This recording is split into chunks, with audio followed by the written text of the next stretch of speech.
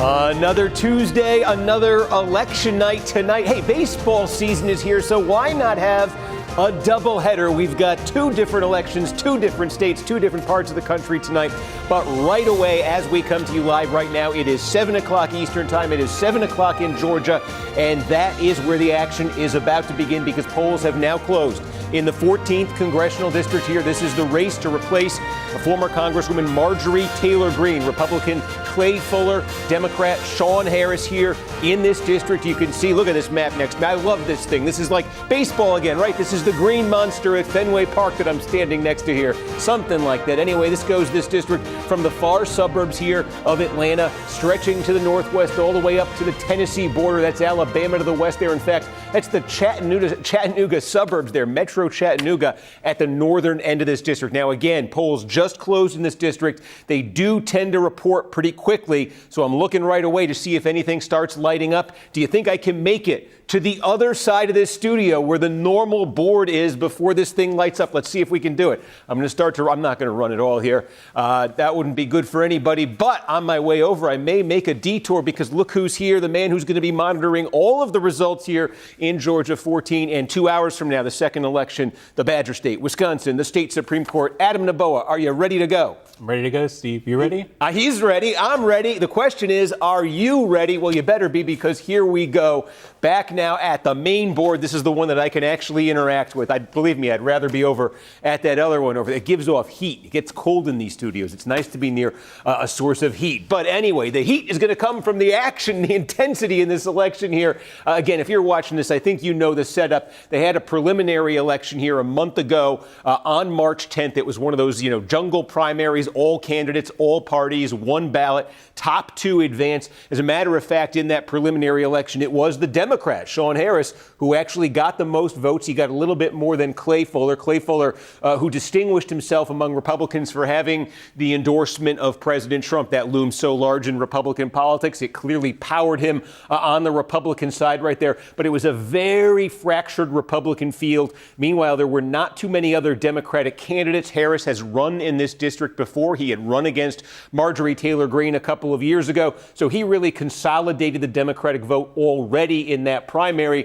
Fuller here, again, it was a much more split up, divided Republican vote there. But again, the backdrop for this, Fuller is the clear, overwhelming, and prohibitive favorite for this reason right here. Well, that would be more dramatic if it worked. There we go.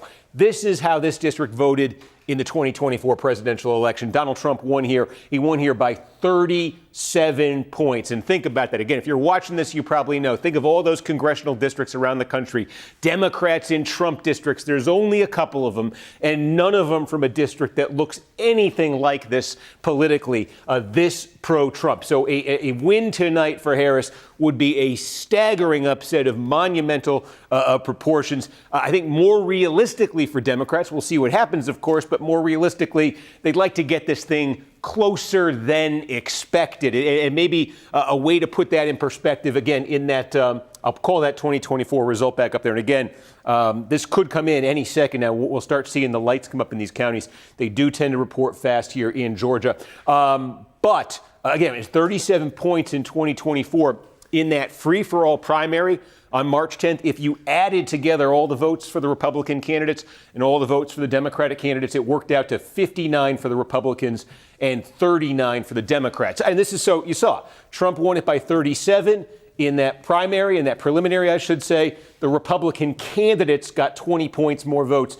than the Democratic candidates. That's the kind of shift we've been seeing if you've been, following along with these special congressional elections since Trump came back to the White House. When you compare the results in those special elections with 2024, Democrats have been overperforming. It clearly has seemed like their base has been more excited, more energized, more mobilized here. And I think you saw that a little bit in those preliminary results as well. So maybe that's the point spread, right? If we're like Vegas odds makers here, if we're setting the line for this thing tonight, maybe it would be about 20 points for Fuller. Something inside of that, Democrats, may claim some kind of a moral victory, something bigger than that. Republicans would be saying, hey, we didn't just win outright. Maybe, we made a statement beyond that. And again, though, it's elections. Maybe something completely funny will happen. Sometimes the lines are totally Wrong. Where are we expecting the vote here? Just give you a quick tour of the district. As we say, it's sort of the far suburbs here of Atlanta. This is Cobb County. This is a part of Cobb County that's in this district. Actually, population-wise,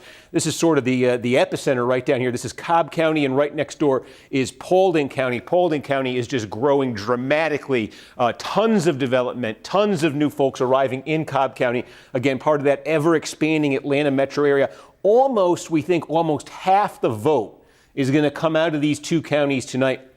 Realistically, Cobb is, we got vote. Cobb, I was going to say Cobb is probably going to be blue. The rest of this would be a surprise if any of it's blue. It is blue right now because typically, I want to tell you, this is an important thing. Let's take a look here in Floyd County. This is the biggest one that just came in. We got 200 votes or so reported out in Floyd County. This is actually Floyd County, where the city of Rome is. It's going to be more than 10% of the vote tonight. Obviously, we just got a scattering of votes right there. Polk County is a very small one here, and again, just a scattering. I believe what we're looking at here would probably be like vote by mail. Vote by mail tends to be more democratic friendly. It's just a scattering. Typically, what you get in these counties, and I'll see if they add to this very quickly in the next few seconds, in the next few minutes. Typically, what they do here in Georgia, as in a lot of other states, is all of the vote by mail and all of the vote that was cast early in person. That's a lot of vote in Georgia. A lot of people go vote early in Georgia. They're typically able to tabulate that and get that reported out pretty quickly. It can be like half the vote, more than half the vote sometimes, in these counties. In fact, it could be a lot more than half the vote. They're able to report that out, and then incrementally, throughout the rest of the night, they add in the vote that was cast at the polls today. And I think a very important thing to keep in mind, and again, if you're watching this, you probably know how this works, that first report, that report of the vote by mail and the early vote, tends to be a lot more Democratic friendly than the same day vote. In fact, that is definitely something we saw in that March 10th preliminary election. In that initial batch of vote that would come out in these counties, it was pretty much even between the Democratic candidates and the Republican candidates. The vote that was cast on Election Day in the preliminary went 2-1 Republican. So expect, as these counties start to light up, and again, as more vote comes in a place like Floyd County here, expect that those initial numbers, and you get a big chunk there initially, they're going to be the best numbers that Harris and the Democrats see tonight. And then in those counties, as the same day vote gets tabulated, that Democratic number will come down, that Republican number will go up. So the name of the game for Democrats and for Harris is, can they get a big enough early sort of burst in these counties that when the same day gets factored in, and they don't give it all back. And again, they are the clear underdogs. Harris is the clear underdog in this race for the reasons that I described. So we're just sort of sitting on the results here. Again, just 269 votes right now. Honestly, I'm not always, full of hot air. Sometimes when I say something might happen quickly, it does happen quickly. I thought we'd have a little bit more even in this first 5 minutes, but really I do expect any minute now we're going to get a ton more. So I'm going to keep an eye on that and maybe use this moment just to quickly tell you what to expect tonight. Yes. I can jump in real quick. We did get absentee voting numbers from the county and from the state ahead of the election. So Floyd had reported out that they would expect about 190 mail ballots. So that should be that first batch there. Perfect. And then Polk, which was the other county that we got result from, that's maybe half the mail-in vote. Okay. Based on my kind of look at it here based on the numbers they reported before the election. Okay, no, that's important. And I keep having to remind myself Adam is mic'd up, so I don't have to repeat to everybody what he just said. But so you heard it. Again, vote by mail, small in terms of most of this, pre-election day vote is the in-person early vote. And again, I expect here in these counties, at least a few of them, we're going to get a lot of that very quickly here. Again, while I just kind of keep one eye on this, I'll turn in can I do that? Can I keep one eye here and one eye here? What I want to tell you, as I say, it's a doubleheader tonight. We've got Georgia, and 2 hours from now, a little bit less than 2 hours from now, in Wisconsin, we're going to have the state Supreme Court race there. Wisconsin, one of the premier swing states. Georgia is too. But Wisconsin tonight, unlike Georgia, it is a statewide election for Supreme Court. In a lot of states, these are kind of low wattage affairs. In Wisconsin, these things tend to get a lot more attention. Now, last year, that Wisconsin Supreme Court race, you remember that one? Elon Musk, all that money came in nationally, all that interest. The Democratic aligned candidate, the terminology is a little weird in Wisconsin because it's not officially partisan. The Democratic aligned candidate ended up winning by 11 points last year. So that's sort of, as I say here in Georgia, the Republicans, the Vegas odds maker would say Fuller, the Republican, is favored to win by about 20 points here tonight. In Wisconsin, the Democratic aligned candidate is probably favored to win by about 10 points, maybe a little bit more, maybe 10, 12 points there tonight in Wisconsin. Again, just based on what happened last year, based on this thing we have just been seeing for so long in elections like this, that extra energized Democratic base. And we can get into some particulars in terms of, demographically where that is, geographically where that is. We'll show you all that in Wisconsin a little bit here as well. But that has been giving Democrats an edge in this election. So it takes a district like this that's just overwhelmingly Republican and what had been almost a 40-point Trump margin in 2024. Now we're saying, hey, is it going to be inside 20 points here tonight? And it takes a state like Wisconsin that was, this close in 2024, 2020, it's always this close, right? Well, it wasn't in 2008, I guess, but you know what I'm saying. Again, that extra Democratic sort of mobilization edge that they've had with their voters, especially since Trump came back, it takes a state like that and it gives Democrats a clear advantage. So Republicans would very much like to see in Wisconsin tonight, something that comes down into the single digits, something where maybe the outcome is in doubt longer. They'd love to win it, obviously, but again, they want to do something that kind of defies our expectations. I think that's the name of the game tonight for Democrats in Georgia and for Republicans in Wisconsin. Their goal tonight, besides winning, they would all love to win, obviously, they would each like to defy expectations, because if they can defy expectations and do better than expected, they can claim that, hey, look, we were in hostile territory here. This, victory was just going to be too much of a steep hill to climb here, but we showed something new. We showed something that indicates the political climate is moving toward us, or perhaps moving further toward us. So again, that'll be 9 o'clock in Wisconsin. I am surprised. Are you surprised, Adam? I thought we'd have more by now. Yeah, we in the preliminary we did, and they had like 23 candidates to count them, and they got 2 tonight. I thought this might be a little bit faster, but I will continue to tell you what's going to happen. It gives me a chance to do that. 9 o'clock, as I say, the polls close in Wisconsin, and sort of like Georgia, we expect the results to start coming in fast. But if they do speed up here, and if we do get a result in Georgia before 9 o'clock, well before 9 o'clock, we may end up taking a break between Georgia and Wisconsin. Again, it sort of depends. If this thing were to be called, by like 7:30, 7:45, we might go take a break. I'll see if there's a buffet outside, or on the big nights they put a buffet outside. I never get to go to it because I'm just standing here. But either we'll stay on all the way through if Georgia compels us, or we'll take a break. Either way, we will have Wisconsin at 9 p.m. But in the meantime, we do have, this is a much more significant chunk of the vote here that just came in here in Walker County. So again, now you're getting up. This is the northern part of the district. As you can see, you're sort of getting into that Chattanooga metro area. And one way I can kind of put this in some perspective, what you're looking at right here, this is how Walker County voted in 2024, right? So remember, Trump's winning the district in 2024 by 37 points. This is a much more Republican-friendly part of the district. Trump won it by almost 60 points, okay? And in this initial batch tonight, that is a 28-point margin there for the Republican, for Fuller over Harris. Now, you could do the math, right? If Trump won the district by 37 points, then one rough rule of thumb you want as you start to get these results in is, are the Democrats posting 37-point net improvements county by county? So here, it's a big improvement, but it's 31, 59, 28. With this initial batch, it's a 31-point Democratic net improvement. That's good for them.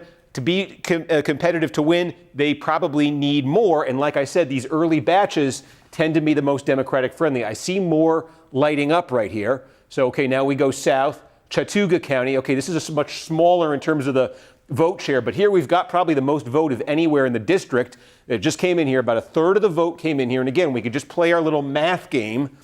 Trump won here by 64 points in 2024. Now, tonight, this is running in the initial batch at 27 for the Republicans. What is that? That is a 37-point net improvement for the Democrats on the dot.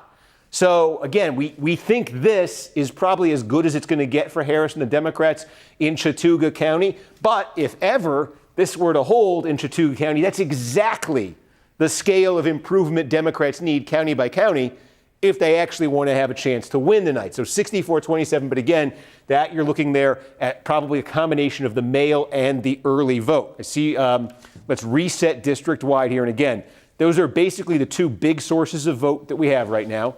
Chattooga County, Chattooga County, Walker County. We still have just that mail vote in Floyd, just that vote by mail in Polk. Here's what it adds up to. Now, again, I'm giving you, with these two counties, these are very, very, as you see, Republican counties. The other thing Democrats would be saying, looking at this, is, hey, maybe the improvement that they're looking for is not going to be uniform. Maybe, it's not going to be as big in the core Republican counties as it is right down here. This is where Democrats, the only county in that preliminary vote on March 10th, where the Democratic candidates got more votes than the Republican candidates, it was right here. It was this portion of Cobb County. Okay, Cobb County right here. This is going to be like a quarter of all the vote tonight. And the Democratic candidates combined actually got more votes here by a 6-point margin in that March 10th preliminary. So this is where the Democrats tonight, Harris wants this to be blue, but he wants this to be very blue. He probably, he wants this thing tonight somehow to be like, if he wants to ever have a chance at winning this, he'd want this to be 20 plus points blue. It was 6 in March, okay? But this is the one sort of blue area, bluish area of this district. The other place where Democrats have potential here, certainly long-term, is right next door in Paulding County. I'll just show you something about Paulding County again. It's about a quarter. Well, I'll show you later because we just got more votes. It's about a quarter of the vote, too. These two, probably about half the vote. Okay, Polk County here. And again, now we've got much more of the vote in. We've got almost half the vote in Polk County. In terms of its scale of in terms of its share of the district, this is not a ton of the district. This is a small rural area. As you can see, it's less than 3,000 votes. But let's just check the trend here, right, with our math. So Trump won it by 60 in 2024. And tonight now, in that early and vote by mail, what is that? That's about a 32-point spread there for Fuller over Harris. So what is that? That is a shift toward the Democrats from 2024 of 28 points. What's the magic number? The magic number for Democrats is 37. So here, at least, they're short of it by almost 10 points. And again, we expect that in Polk County tonight, this right here is probably as good as it's going to get for Sean Harris. The question is, as that same-day vote is added in, as it will in the coming minutes, coming hours, how much does that Harris number go down? How much does that Fuller number go up? In the past, it's been a pretty sizable shift. Again, we'll see what happens tonight, but I'm just telling you what the expectations are. So reset here district-wide. And again, now we've got all that early and absentee vote in some small counties here. Still nothing big in Floyd. Like I said, we've got it in Chattooga County. Got a lot there, relatively speaking, in Walker County. But the two big areas, I think, as I say here, population-wise, the two most population-dense areas are right here for Democrats. And then the third one, the other one I want to talk about that's very interesting is this county right here. I'm going to be very interested to see what happens. I'll call it up on the screen here in Whitfield County tonight. The city of Dalton is here. Why is this so interesting? Because this county has one of the highest concentrations of Hispanics of any county in the state of Georgia. And I'll just pull this up here and show you. Look, in 2024, it's a core Republican county. It's been a core Republican county for a long time. And Trump won it by 44 points back in 2024. One of the reasons we talked in 24 about Trump doing better with Latino voters than Republicans had in the past. This is one of the places where it happened. Trump did very well with the Latino vote in Dalton, in Whitfield County. He was able to win it, by 44 points. In the preliminary, okay, the Democratic candidates only lost in Whitfield by 19 points. This was basically the biggest shift away from Republicans and towards Democrats in that preliminary election, from 44 for Trump to just under 20 for the Republican candidates in the preliminary. So there's been a lot of talk about, that support from Hispanics that Trump had in 2024. Has that gone away? Have those voters shifted to the Democrats? Have those voters just sort of not followed politics? Are they not participating in elections? Will they maybe be back in 2028? But that's a variable to keep in mind here in Whitfield County tonight. because that's where Democrats made their biggest strides in the preliminary. Again, they want bigger strides tonight than they had in that preliminary. And I should also tell you, I'll go back out here to the overall results. Adam, did anything else just come in? We got Floyd County. We did get Floyd. Oh, that's big. Oh, okay. Here we go. So Floyd County, this is the biggest piece of real estate now that's filled in, just in terms of population, where the city of Rome is here. So again, you're looking at early, you're looking at absentee vote here. Trump won here by 42 points. This has steadily been the kind of margin Republican presidential candidates have been getting in Floyd County really for decades now. So again, 42 for Trump in 24. Tonight in this initial batch, that's 11 for the Democrat, right? Sean Harris, 55, Fuller, 44. So that's a twist there of 53 points. That's a 53-point net shift. Remember, Democrats are looking at 37 as their target. This, the third of the voted in Floyd County. And again, this is as Democratic friendly as this is probably going to get tonight. It's probably going to get move away from Harris and toward Fuller as more comes in. But Democrats are well over that 37 here right now. So that's interesting. Put a little pin in that and let's see what happens. We pull out again district-wide what this all adds up to. Fuller leading the count right now over Harris. But again, this is as you can see, these are the more kind of core Republican counties that are part of this. I'm hearing something in my ear. What am I hearing? We have a few questions from the audience. I don't think we have anything pending. Is I just getting some instruction, though? I don't believe so. Okay, I was just... We should have News Now coming up in maybe about 9 minutes. Oh, okay. Let me just explain that. Yep, go ahead. If you haven't been watching this, if you have, News Now is live. Obviously, it's a very busy night, a lot of news out of the Middle East, but they are going to come to us throughout the night to check in on this election. So when they do, I'm going to do a hit for them. You'll see the broadcast live. I'll join. I'll probably say a few things I said to you, but I promise I'll come right back, pick up where we left off. But okay, you could see it's stable right now at 10%. And Adam, you were saying? Yeah, no, just a couple questions coming in from the audience on YouTube and in the chat. We have a question from Harold. He wants to know, one, if there's any chance the Democrats can flip the seat tonight. You've been talking us through that. But two, kind of, does the calculus change as we get further into the year, into November? Is there a higher probability you could flip? Or is it a lower? How do you think about that? For a higher probability for Democrats to flip the seat. This seat particularly? Yes. No, this is their opportunity tonight. Oh, be clear about that. This is just the special elections are where the Democrats are posting their most. We're going through these. I'll show it to you. I hate to go off the results. I'm going to do it real fast. It's 55, 45, 10% in. This is going to take 30 seconds. Put me on the clock. Here's the special elections that have happened since Trump came back to the White House, right? Think of that exercise we've been doing. These are the 2024 presidential margins in those districts. Look, it was Florida won. It was 37 points Republican in 24. In the special, it was only 15. 22-point shift, right? 30 Republican, 24, 14 in the special. 16-point shift. Look, this was Democratic by 34 points in 24, 50 in the special. That's been the trend. So this is where that turnout advantage has been so pronounced for Democrats. I think I did it in less than 30 seconds. That's the context for this.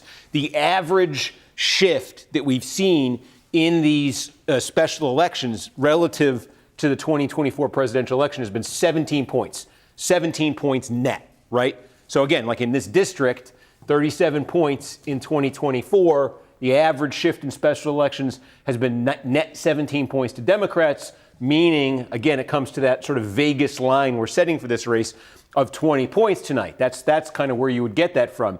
So this is the opportunity. Elections like this, where overall turnout's a lot lower than it will be in November. Midterm elections, turnout's very high. It's a lot lower than obviously it'll ever be in a presidential election. If there's an imbalance between the energy, between the motivation and the turnout of the two-party bases, then this is where it can really show. And I think that's what we've been seeing in these special elections so far. And so, in a district like this, and again, it's the idea of the Democrats actually, winning here. We're doing baseball. This would be the Who's the worst team in baseball right now, Adam? Don't say it's the Red Sox. Oh, gosh, it might be the Red Sox right now. Right now, maybe, yes. Okay, well, whoever the worst team in baseball is, their chances of winning, the World Series this year. I mean, honestly, that would be the scale of the upset if Harris were ever to win something here tonight. And like I said, if you're Democrats, you're pretty interested in what you just saw there in Floyd County. But like we said, you expect these numbers to get more Republican.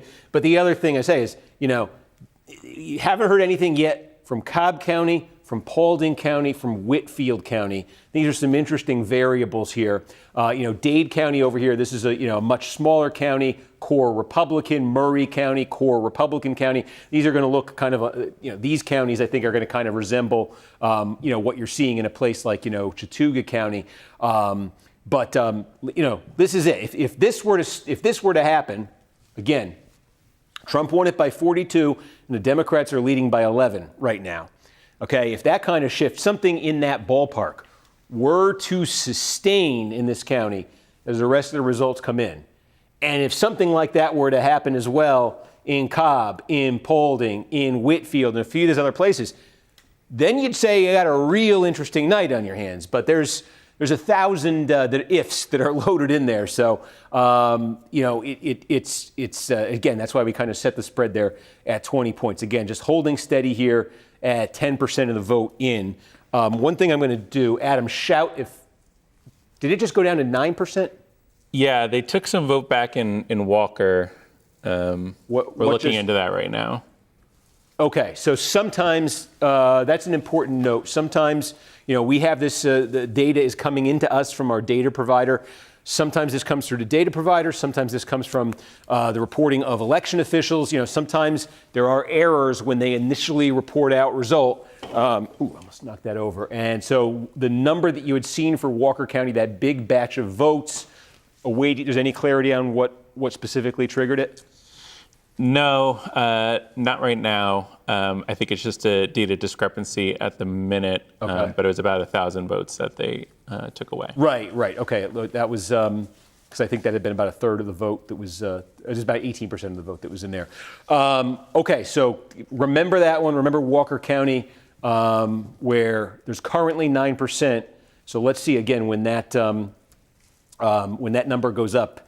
And we get more voted, and we can see exactly what it looks like. So that changed a little bit the picture district-wide, only a little bit, but the major variables we were kind of talking about still stand. And Adam, shout if anything new comes in or changes, because what I'm just going to do is I have a little tracker here that I want to fill in as the night goes.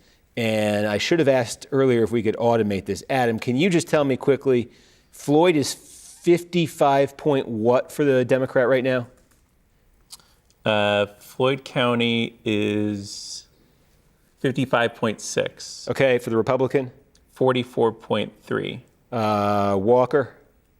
Walker is Dem what? 28. 28 flat? Yep. Republican 72? Yep. But Floyd? Oh, we got Floyd. Chattooga. Chattooga, 36.4. Yep. 63.5. Yeah. And then where we also have Walker. We have. I got Walker, didn't I? Polk. Yeah. Oh, Polk. Go ahead. 34, 65.8. 34.2. 34 and 65.8. Yeah. Okay. I just want to. I got to zero these others out. Bear with me, folks, because I want to fill this in as the night goes on. Actually, I don't want to zero those out. Just with those, okay. I just want to kind of get a sense what the trajectory would be, and that would just those results so far that we have from those counties, if those stay where they are, which they're not going to, but again, this is just sort of to get a general sense of how this is going. So just from what came in already, that would move the Democratic share to and everything else stayed the same as the preliminary.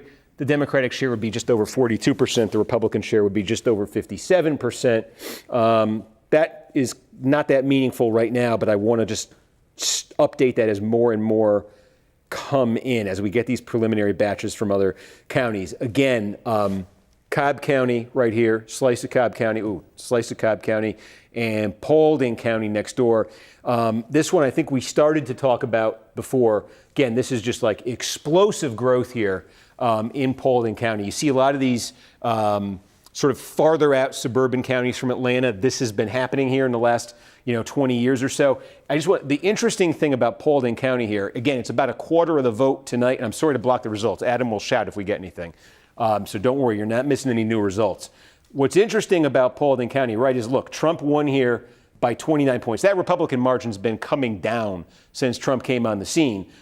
29 points for Trump in 2020. In 2024, look at that, 24 points for Trump, right? So the Trump margin shrunk here by 5 points, even though in 2020 he lost Georgia, right? 2024 he won Georgia.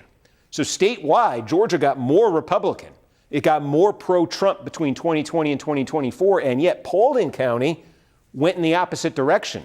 And this is interesting because Paulding is one of a number of counties in the Atlanta metro area. The others are not in this congressional district, but it's one of a number of counties in the Atlanta metro area that are really kind of outliers nationally, because almost the whole country between 2020 and 2024 got more Republican, got more pro-Trump. Remember, Trump won the popular vote nationally in 2024, when he lost it by about 8 million votes in 2020. So nationally, there was significant movement towards Trump, and yet in the face of that Paulding, there was actually 5 points of movement towards the Democrats. What does that speak to? It speaks to that growth that I'm talking about. The growth of Paulding County, which a generation ago was rural and relatively small. Now it's just supercharged with development, with new arrivals, folks from out of state. It's diversifying. I believe it has the largest black population of any component county in this district. I think that's between 20 and 25% black. Cobb County, boom. Okay, there it is. Early and absentee vote. It adds up to about 43% of the vote in Cobb County. Okay, Harris, the Democrat, 58, Fuller, 42%. And we can do, again, the math that we've been doing all night, right? Trump won here by 9 points in 2024. And this initial margin for the Democrats is 16. 9 for the Republican, 16 for Harris. That is a shift of 25 points. Democrats want and need desperately more than 25. It's nice for them. That would be, if for this portion of Cobb County, in the scheme of things, that'd be awfully nice if you're a Democrat to have that kind of a number. If you had any thought of winning this race tonight, though, that's not a nice number for you. That's not near what you need out of a place like Cobb County. Cobb County is not going to get better for Democrats in any county in this district tonight than Cobb County. So in a place like that, you got to run up the score as much as you can. In the one county that we kind of knew coming into tonight was going to be blue, and a county as population dense as Cobb County, you want to be in the 60s here. You want to be, up 20, as we say, 25 points here.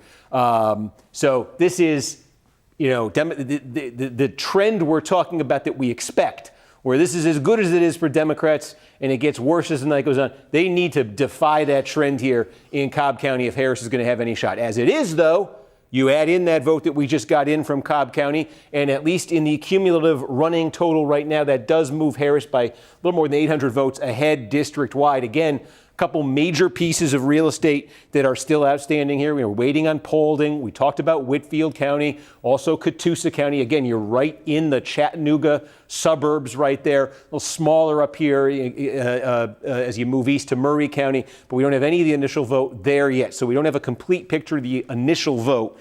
But Adam, can you just read off to me again quickly, Cobb to the decimal point? What's the Democratic number? 58.1. Yep. 41.9. 41.9. Okay. I did that wrong. 41.9. Okay, thank you. I'm sorry. In Whitfield, I screwed up here. That's what I did. We also got our initial early vote out of Dade as well. Oh, okay. Dade. This is very, very small here. As you can see, this is fewer than 1,000 votes that have been counted in Dade County, the northwest corner of northwest Georgia.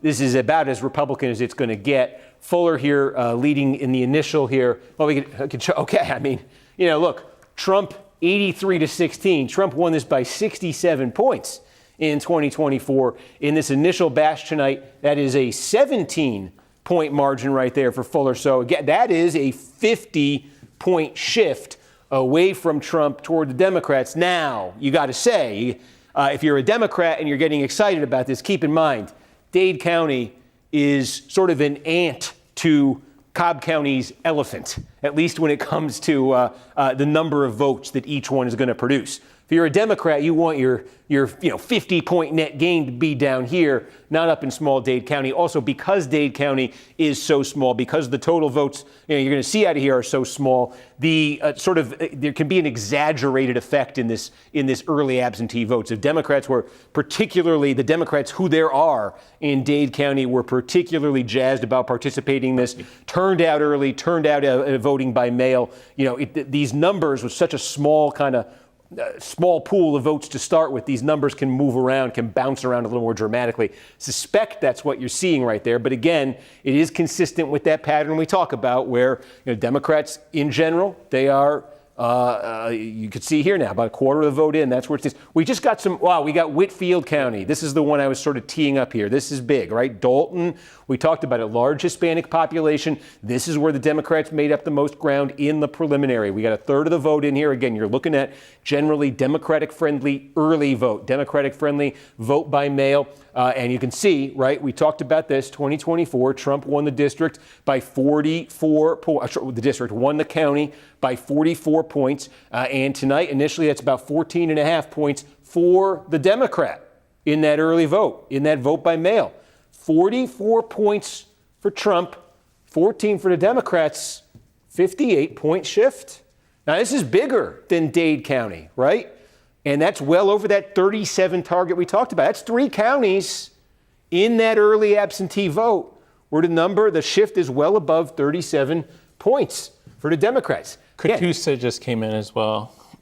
We just got Catoosa County. Okay, again, now Chattanooga metro area, population-wise, this one's, this is a lot bigger than Dade we just showed you. It's very Republican, but okay. So Catoosa County, right? Trump won it by 55, okay, in 24. Now in that first batch we get out of Catoosa, Fuller, the Republican, winning it by 18, 55-18. Hey, what is that? Sometimes it's funny how these numbers work out. It's 37. That's the exact target that Democrats are trying to hit in terms of improvement relative to 2024. So, as this sort of puzzle fills in here, waiting on Murray County, waiting on Paulding particularly big right here. It's a much, much bigger population-wise than Murray. I know they puzzle pieces look about the same size. Steve, we'll be coming up on the News Now hit in just under a minute here. Okay. Keep that in mind. Yeah. Should I start to hear them?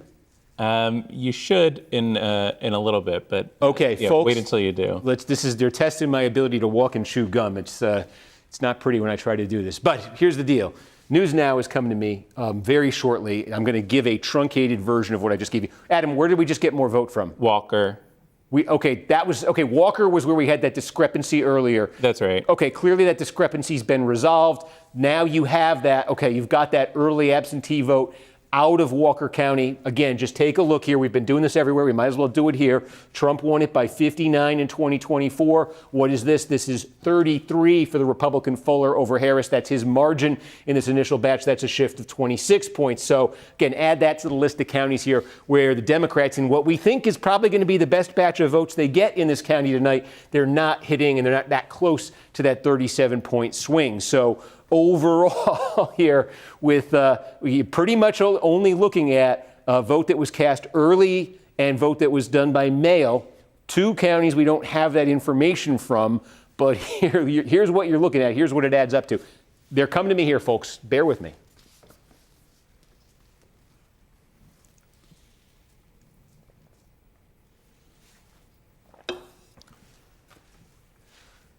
So I'm hearing the program, folks. I'm not sure if you are. They're still finishing up an interview. And so I'll just, okay, they're on the last question, so we do have a little bit of time. Again, what did we see so far here? What this nets out to is, in terms of the bottom line question we're always trying to ask is, who is going to win the race, right?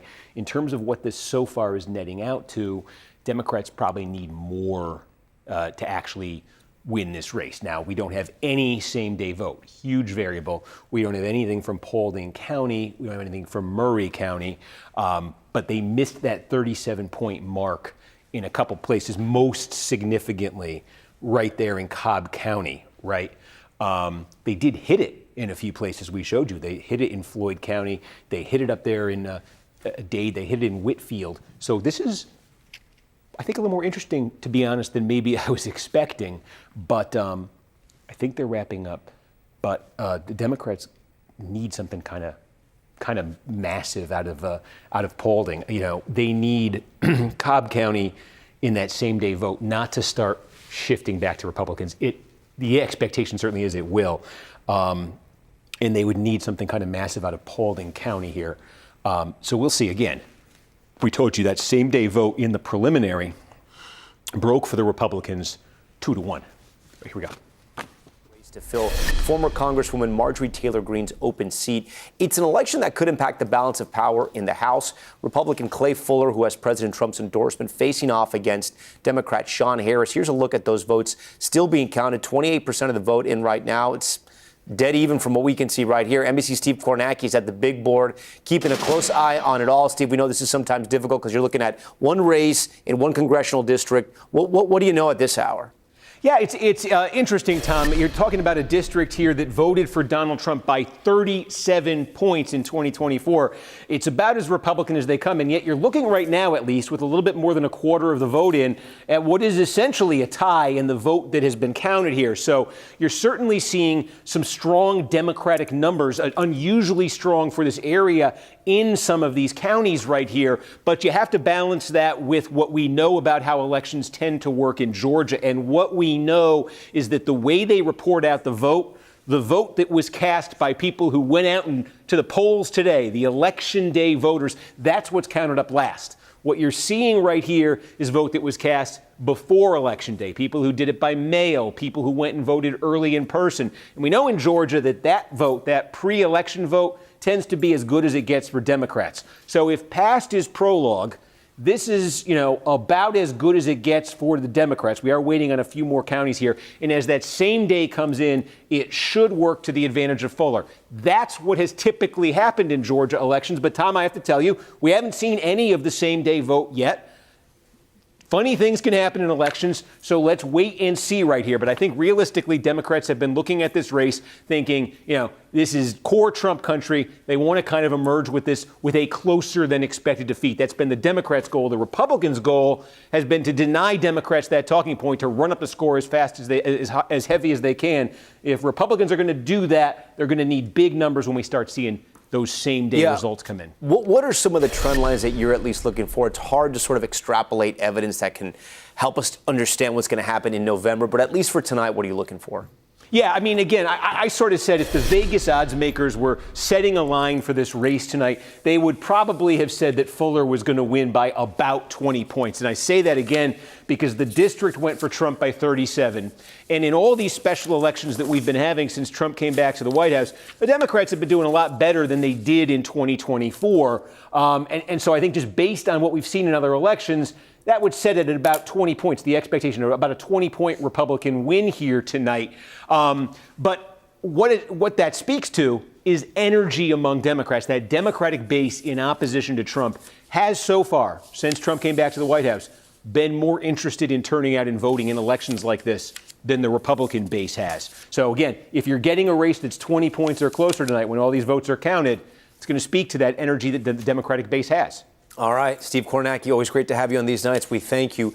Time now for Top Stories News. All right, folks, we're back. We just got more vote. Where did it come from, Adam? Chattooga. Okay, so, we've got basically a complete county here. When that hits 95%, we're not sure it's complete, but we're getting close. We're pretty much at the number that we expected in terms of total votes cast in the county.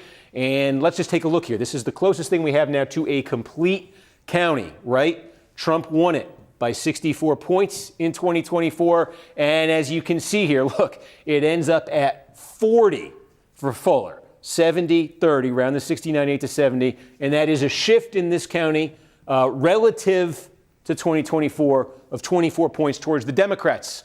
What was their target? Again, you know it by now. You could say it. I can hear you. 37 points. So they're coming in south, double digits south of that sort of that target that they have here of a 37-point improvement. So that speaks to a significant Democratic improvement, but they need more than that to actually have a chance of winning district-wide. Can they get that in other bigger counties? That becomes the question here. So Chattooga, we've pretty much got a complete county right there. Do we have any more vote that's come in, Adam? No, but an ongoing question throughout the chat tonight has been turnout. And so with Chattooga, roughly at the all-in mark, we're at 34% of the 2024 presidential number for the Chattooga portion of Georgia 14. What were we in the preliminary? In the preliminary? Yeah. And let me check. It was right around the number that we're at now, 3674. I have it for the preliminary. Okay, that was one question we had coming into tonight was, who shows up for the runoff, right? I mean, if you say not a lot of people vote in a preliminary election when there's 21 candidates, when they sift it down to 2 and they have a runoff a month later, who shows up?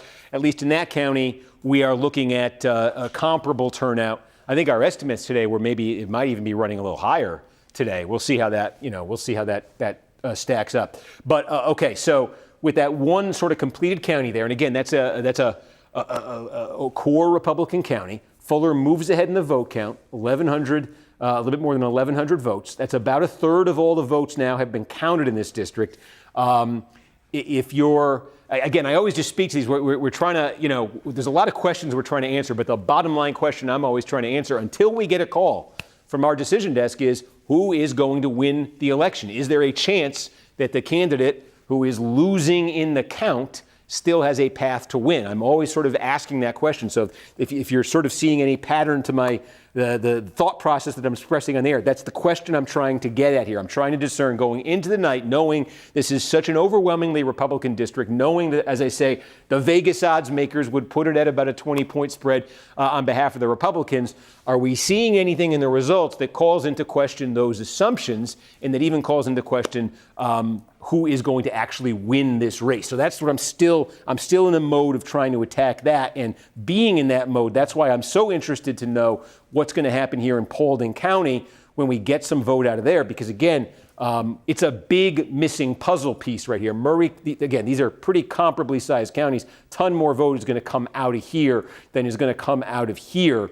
And this is an area, again, where the Democrats have been doing better. It's still a Republican county, but as we showed you, the Democrats have been doing better and better in Paulding County. And as a matter of fact, in the preliminary, the Republican candidates got more votes in Paulding than the Democrats. They did that by a 12-point margin.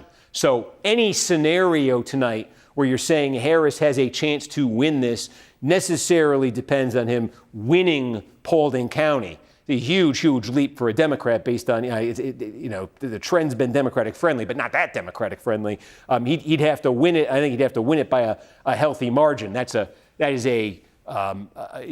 a very improbable thing that I'm describing, but as I'm looking at these results, and again, trying to answer that question of, is there any path here for the candidate who is trailing to actually win this thing? It would require something like that. It would also require, obviously, Harris to continue getting numbers like this in Whitfield County. It would require him to get better numbers than this from Cobb County. That would upend everything we think we know about how that Election Day vote comes in Georgia, being more Republican friendly than Democratic friendly. So I think just based on all of the patterns that we know, Fuller is sitting in a position here that he would like to be in just in terms of winning this, with, again, if that same day vote breaks as Republican as it did in the preliminary, he'd have no problem boosting that number. Harris is falling.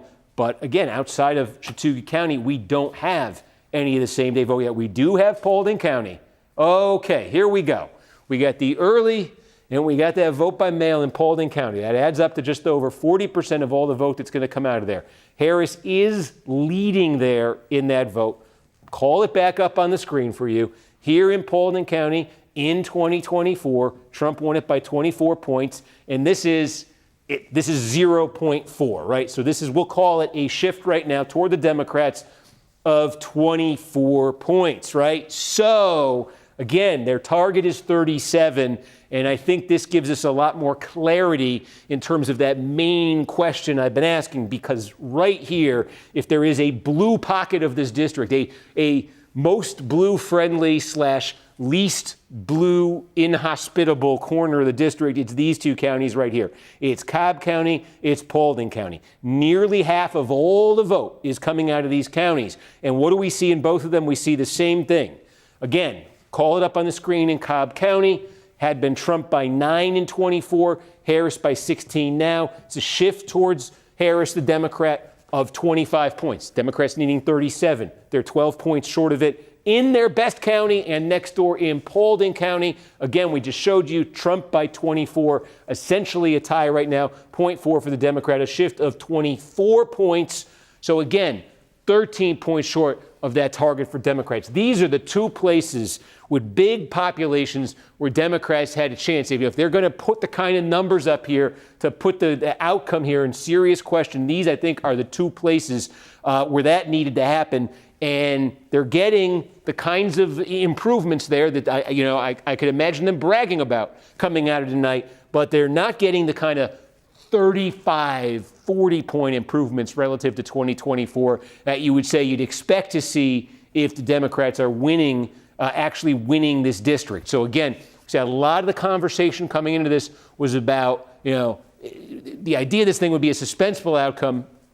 What about the margin? Where was that going to land? That's where that, I'll keep talking about that Vegas point. Am I supposed to talk about, they used to say Monday Night Football, right? Al Michaels would always sneak in the references. Now, look at this. So again, district-wide now with that big piece of the puzzle now there. What this means is that outside of Murray County, which is relatively small, but outside of Murray County, we got the early vote everywhere. And in one county, we also have, I think all the vote or close to all the vote. Again, we got some election day vote in Polk County as well. It looks like about half of the election day vote. Okay, yes, we've moved up to 3/4 of the vote in Polk County here. Again, this is small. We'll just take them as they come because this isn't the best barometer of the district. But here you go. Trump won Polk by 60. Now with that same day vote, that more Republican-friendly same day vote coming in, you see Fuller, the Republican, winning by 37. What do you see? A shift there of 23 points, right? So again, it falls into that category some of the Democrats would probably like to brag about. It does not fall into that category of what you would expect to see if Democrats are actually making a serious run at winning this thing tonight. So it's now again, population-wise, Polk is very, very small. It's nothing on the scale of Paulding or Cobb, but I'm just showing you the pattern there. So again, now that means 40% of all the vote is in here. Fuller's lead inching up here now to 4 points. I expect when you get Murray County, I'll just show you, kind of what the politics of Murray County look like. There's the politics of Murray County. Trump by 69, Trump by 72. Right, so I think what color this is likely to shade in on when we get that early vote in Murray County, and where it probably will be, where it will definitely be at the end of the night. So that's the only thing keeping us from getting a complete look at the early vote everywhere. Sorry, I would always show those full results right there. And then the question just becomes again that same day vote. Is there any kind of a surprise there? So far, we're not seeing a huge surprise in those two Republican counties, those two small Republican counties where we've got same-day vote. We're not seeing any surprise there. You do want to see in Cobb County, in Paulding, do you have any kind of a surprise right there? But let me park it here. I want to go back to my computer and ask you, you got something? Yeah, I mean, I can talk. We do have like a composite number for the early and mail vote. Yes. For all of these counties. Minus the county that we're still waiting for. But our composite number is 51% for Harris, 49% for Fuller. Yeah. And I went back into our last month election, and I took out the county that we're still waiting for. That comparable number, if you add up all the Republicans, add up all the Democrats, was 53-47. Republican. Yes. Right. Good work. And you even accounted for Murray. Appreciate it. So that's valuable information we just got from Adam, right?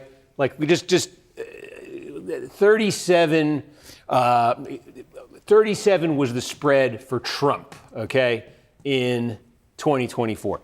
The Republican candidates combined in the preliminary and the Democratic candidates combined in the preliminary that got us to tonight was 20 for the Republicans, right? So with the comparable vote back in this race, okay, the Republicans had a lead of six points, right? 53-47? Yes. They had a lead of 6. And tonight, the Democrats in that same group of vote have a lead of 4. So far, again, this is subject to change, but that is a net shift of 10 points from this number. From the election that produced, a 20-point Republican advantage, so far in that early and absentee vote, it's shifting 10 points towards the Democrats. Now, that's not nearly enough to, currently say they have a chance of winning this, but that does point to the potential for the number to land south of 20. Again, where we kind of set that Vegas line at the start of the night. Who's the famous Vegas? Roxy Roxborough? Let's get him on the phone. Maybe he can shed some light on this. But so that's interesting. That's valuable information, Adam. We have an apples to apples comparison of when we had this same vote distribution in the preliminary. The result was 10 net points better for Republicans than what it is right now. So, okay, we're sitting at 40. I want to ask you quickly, can you just blame me entirely. Yeah. Can you just read to the decimal point, the results, Democrat, Republican, for, it's going to be too, I don't want to waste everybody's time. What do I need here? I got Paulding, right? Give me Paulding. Paulding is 50.2 to 49.8. Okay. Give me, I got Cobb, right? I got Whitfield. Give me Whitfield. I'm sorry, I don't have it. Whitfield is 57.2 to 42.8. Great. Give me Floyd. I think I have 56.44, right? Yeah. Okay. Katusa, 32.67. Katusa, I'm at 41.1 to 58.9. Right. Okay. Walker. Walker, 33.4, 66.6. Okay. Polk, you just showed me. What was it again? Polk, 31.5, Yeah. 68.5. Okay. Murray, we don't have. Chattooga. 30.2, 69.8. And Dade. 41.3, 58.7. Yeah. Okay. Geez. Okay. So, right. Yeah. I mean, again, to put it this way, if we didn't know this pattern in Georgia of the election day vote being much more Republican than the Democratic vote, I mean, yeah, look, you'd be talking about a nail biter right here. So essentially, what we're waiting on same day to kind of confirm what we've long seen here in Georgia. Maybe I can ask you this. Taking a look at Chattooga County, are you able to give us what the election day vote looked like there tonight versus in the preliminary?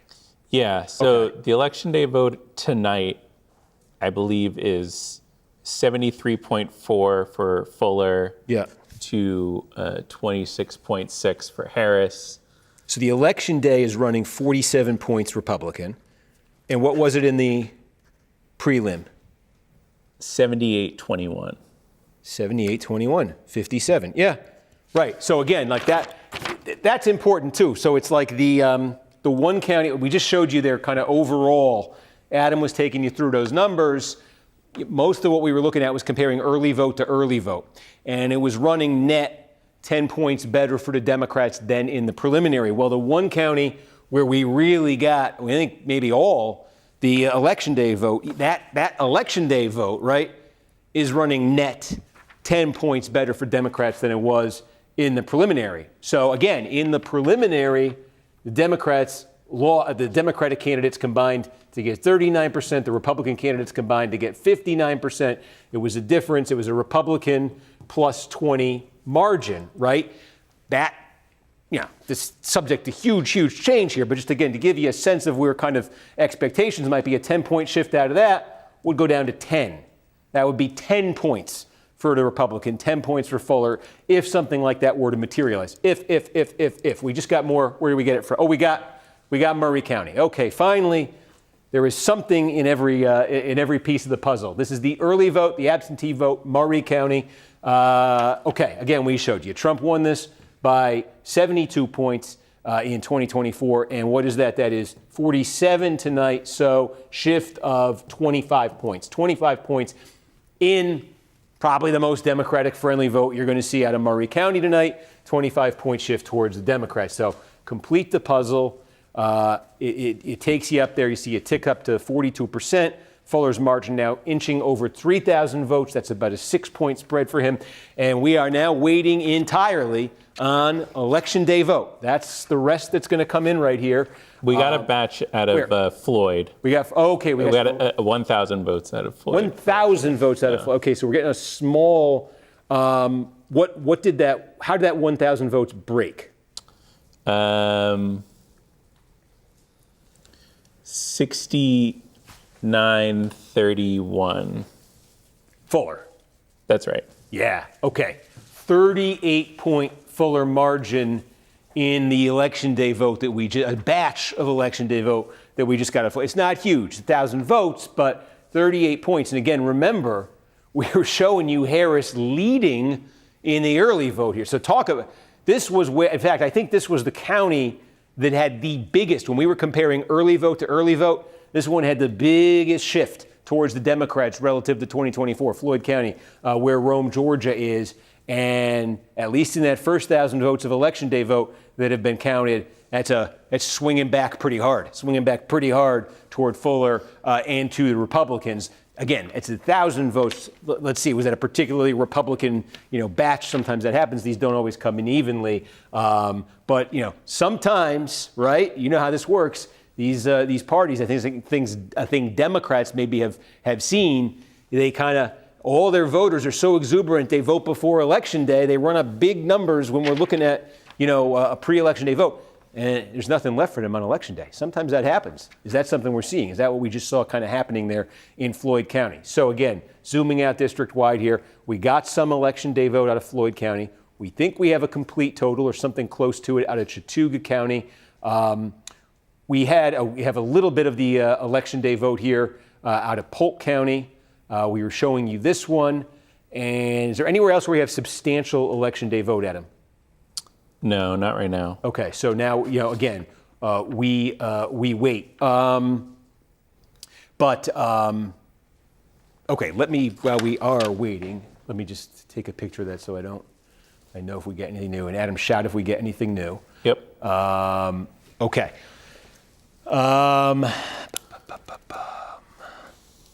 Can you? We got some Dade County. We got Dade State. Election Day vote. It looks like about 800 votes. Okay. How did this break? Okay. This is good. How did this one break? So 70-29. 41 points for Fuller, right? And do you have recorded what the initial pre-election vote was there? Let me put that together. Okay, I'm only saying this because we just showed you. This is now the second county where we've seen this happen, right? We just showed you. Hold on, I'm sorry. We just showed you Floyd County, where in that vote by mail, in that early vote portion of it, Harris made just kind of a staggering gain relative to 2024.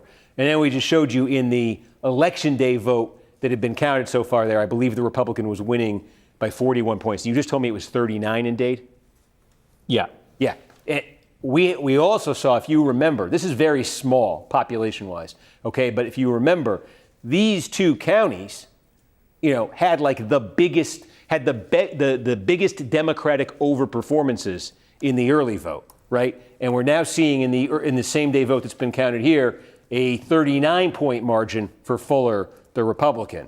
So in both of these counties, there's sort of that snapback that you see for Republicans when you get to that election day vote. You are seeing it. You're seeing it in a big way right there. And again, raising that question here, I think, of, how much of that Democratic energy gets channeled into the early voting, into the vote by mail, and then just isn't there on election day. Conversely, how much of that Republican energy is just sort of indifferent to the early voting period. They let the Democrats go out and vote and get all excited, and then they show up on election day and they produce giant numbers. You're seeing that now in both of these counties for Fuller. Again, it's a relatively limited sample that we have right here. We want bigger samples from bigger counties. I have that pre-election day vote. Yeah, okay. So it was 59-41 Fuller.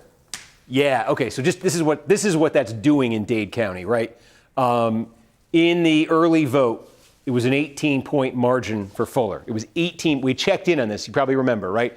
20 minutes ago, we checked in. Fuller was leading by 18 points. Now I was saying, holy cow, the difference between that and that is a huge shift there towards Harris and the Democrats. Now they're starting to count up the same day vote, and what had been 18 points, right, now it's pushing 30 points with a lot more. Some Walker just came in. A lot more to come. Adam's telling me Walker just came in. Next door. Okay, we're getting some same day vote here.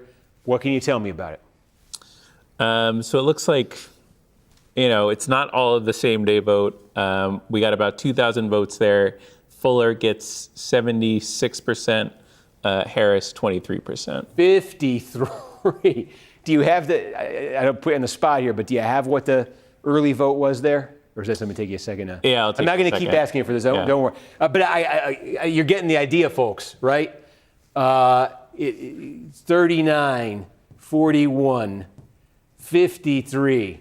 These are the current margins for Fuller with pretty much election day vote in these places. Okay, so now it's kind of 3 for 3 in terms of there being a big shift between those two votes here. So if you're Fuller, you're feeling, I don't know if Fuller was ever sweating. I don't know if Republicans were ever sweating this one, but to the extent they were, I don't think they are seeing stuff like that. And you can see his lead now climbing to 8 points. We're still a little bit short of 50%. And again, from this point forward, that's what we're looking at.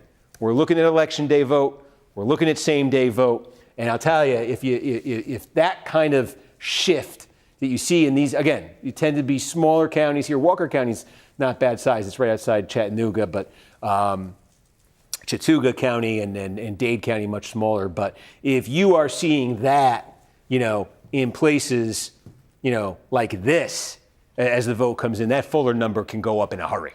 That can go up big in a hurry right here. So again, we said, sort of parallel tracks we want to operate on tonight.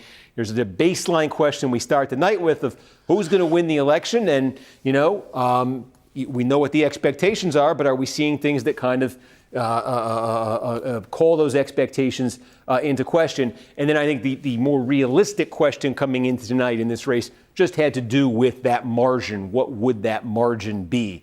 And I think you're seeing here now Fuller building that again up to 8 points, just powered by very, very big same day numbers. In fact, just to give you a sense, in the preliminary back in March, where these two candidates ran first and second to get to tonight, the Republican margin was 33 points in the same day vote, right? And again, you've seen it, 41, 39. In Walker, it was 50 something, you just told me? Yeah, like 51, I think you said? 51, right? So again, 53. We're taking you through both sides of this. We're taking you through both sides of this. In that early vote, the Democrats were doing much better than they did even in the preliminary, okay? But so far now, in the election day vote, the opposite might be happening here. So there's, what's the old expression? Robbing Peter to pay Paul, right? Do the Democrats take from the same day pool and put it over here in the early vote pool, and then they end up, what do you really gain by doing that?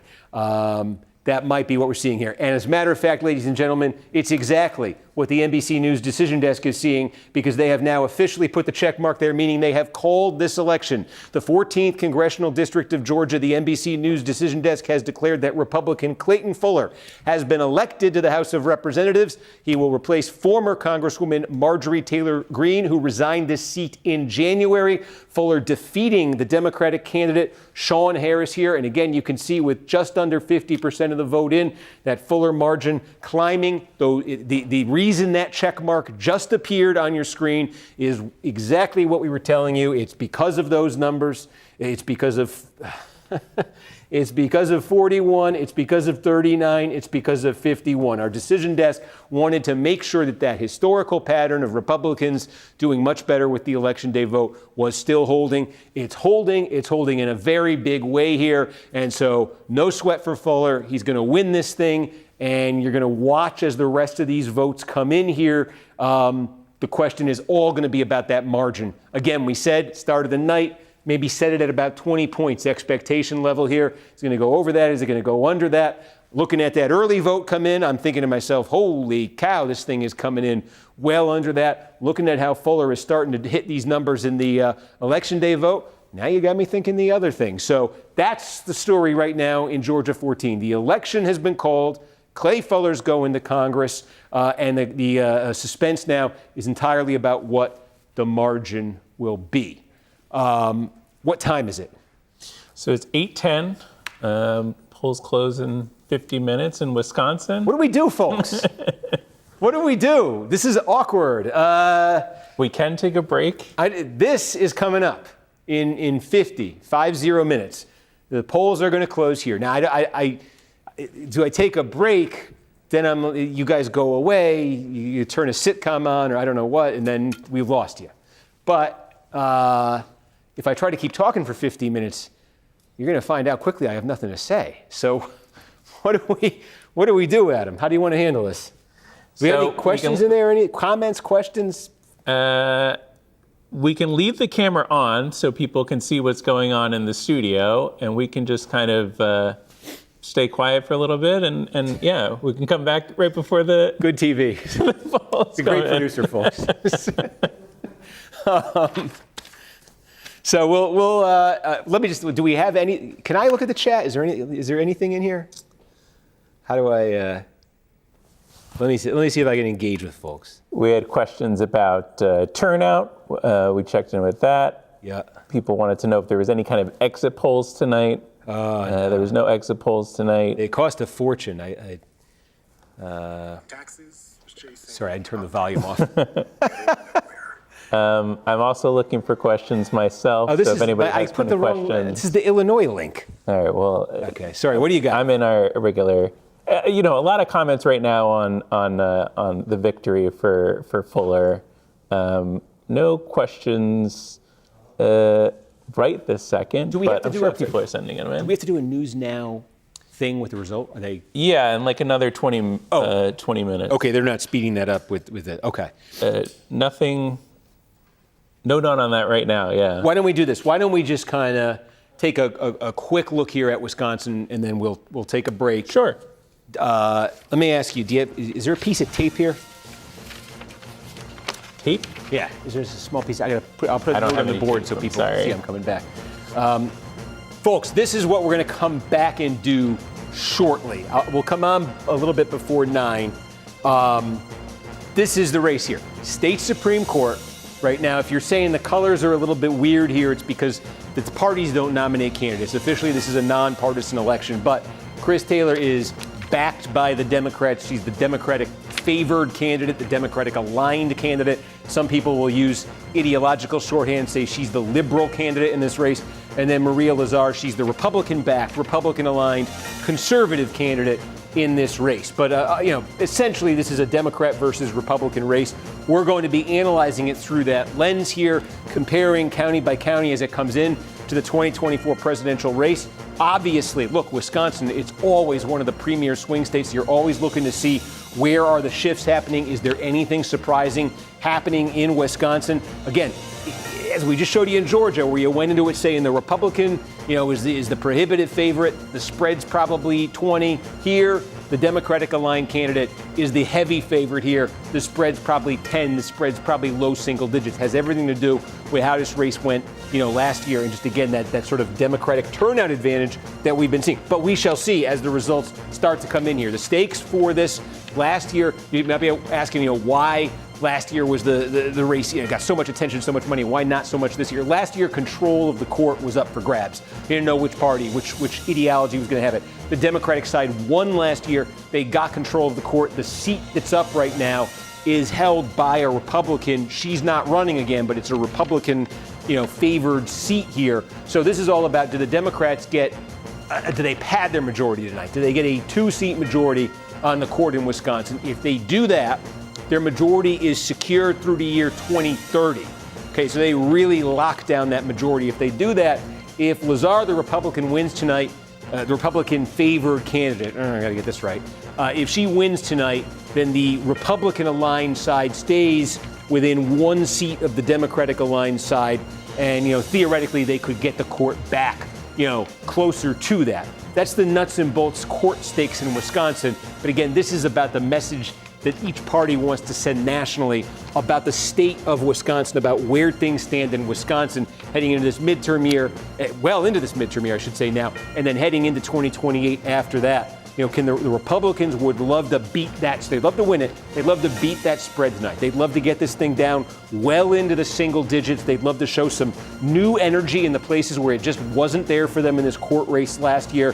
They would, with all the ominous signs that Republicans have out there about how this midterm is shaping up, and all the successes Democrats have had just in terms of, overperformance in special elections, Republicans would love to come out of Wisconsin tonight with a feather in their own cap, at least in terms of a talking point. And again, for Democrats, they would love to win this thing big. They'd love to put up a margin bigger than last year, not just because it would pad that majority that the liberal side has in Wisconsin, but because, again, they can talk about, hey, this is one of the swingiest of swing states, the Democrats could say. And hey, take a look at how we've dominated now twice since Trump got a return to office. So your bosses want you to take a break. They want me to take a break. I want to take a break. We'll come back at 8:55. 8:45. Oh, we really want to take a break. Better. 30 minutes, folks. 8:45. Leave the camera on. Come back. We'll see you then.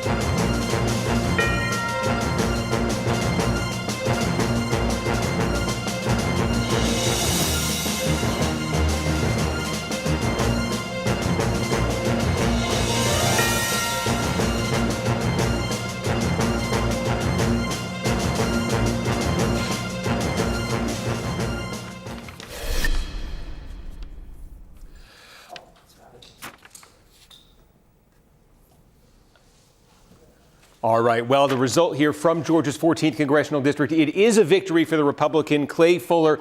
Still more votes to come in, many more votes to come in. Fuller currently leading his Democratic opponent, Sean Harris, by 12 points. Now, the outcome itself, not that much of a surprise.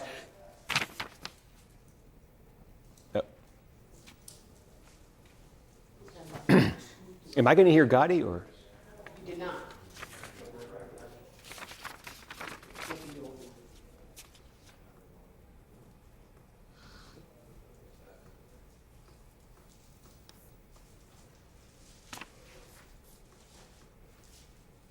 Oh, okay. 1 minute, wait a second.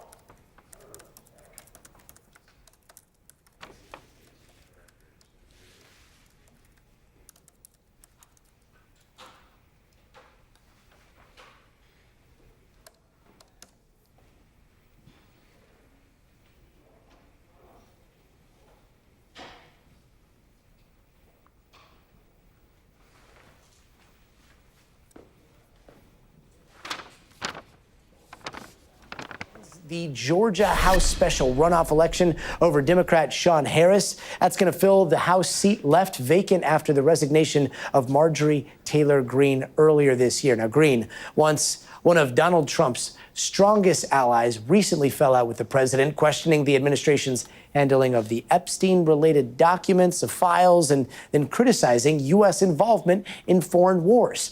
Just today, she responded to a post from the president warning Iran about killing an entire civilization, calling it, quote, evil and madness. Fuller's victory strengthens Republicans' hold in a narrowly divided House where every seat is critical. Let's bring in Steve Kornacki. He is at the big board to walk us through the results here. Steve, what do we see?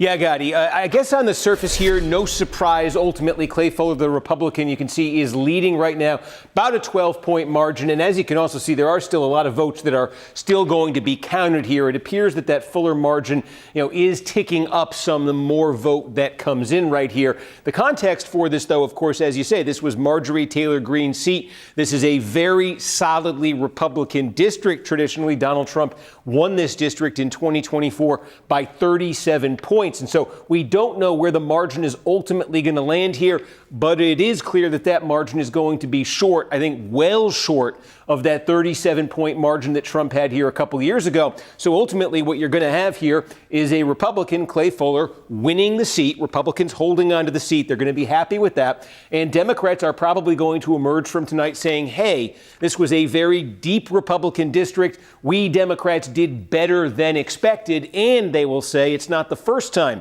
since Trump came back to the White House that that's been the case. In previous special elections to Congress over the last year and a half since Trump came back, we've seen similar results where the Democrats are doing much better than they did in 2024. And so Democrats will try to claim momentum coming out of this tonight. Republicans will be able to say, hey, your momentum wasn't enough to get you the seat. The Republicans will say ultimately what matters is winning the seat, and they have done that. And that is the big picture. Steve Kornacki at the big board. Steve, thank you. And coming up, shooting. All right. Oh, there's probably people. We'll be back in 11 minutes, folks.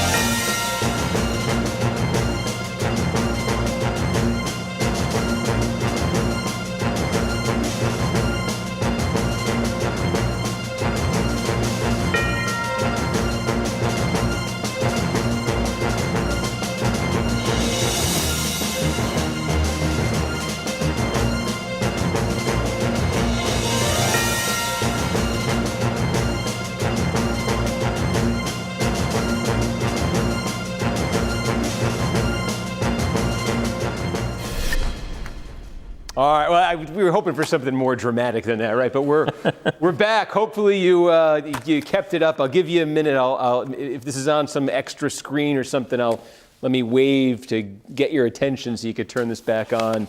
All right, folks, we're back.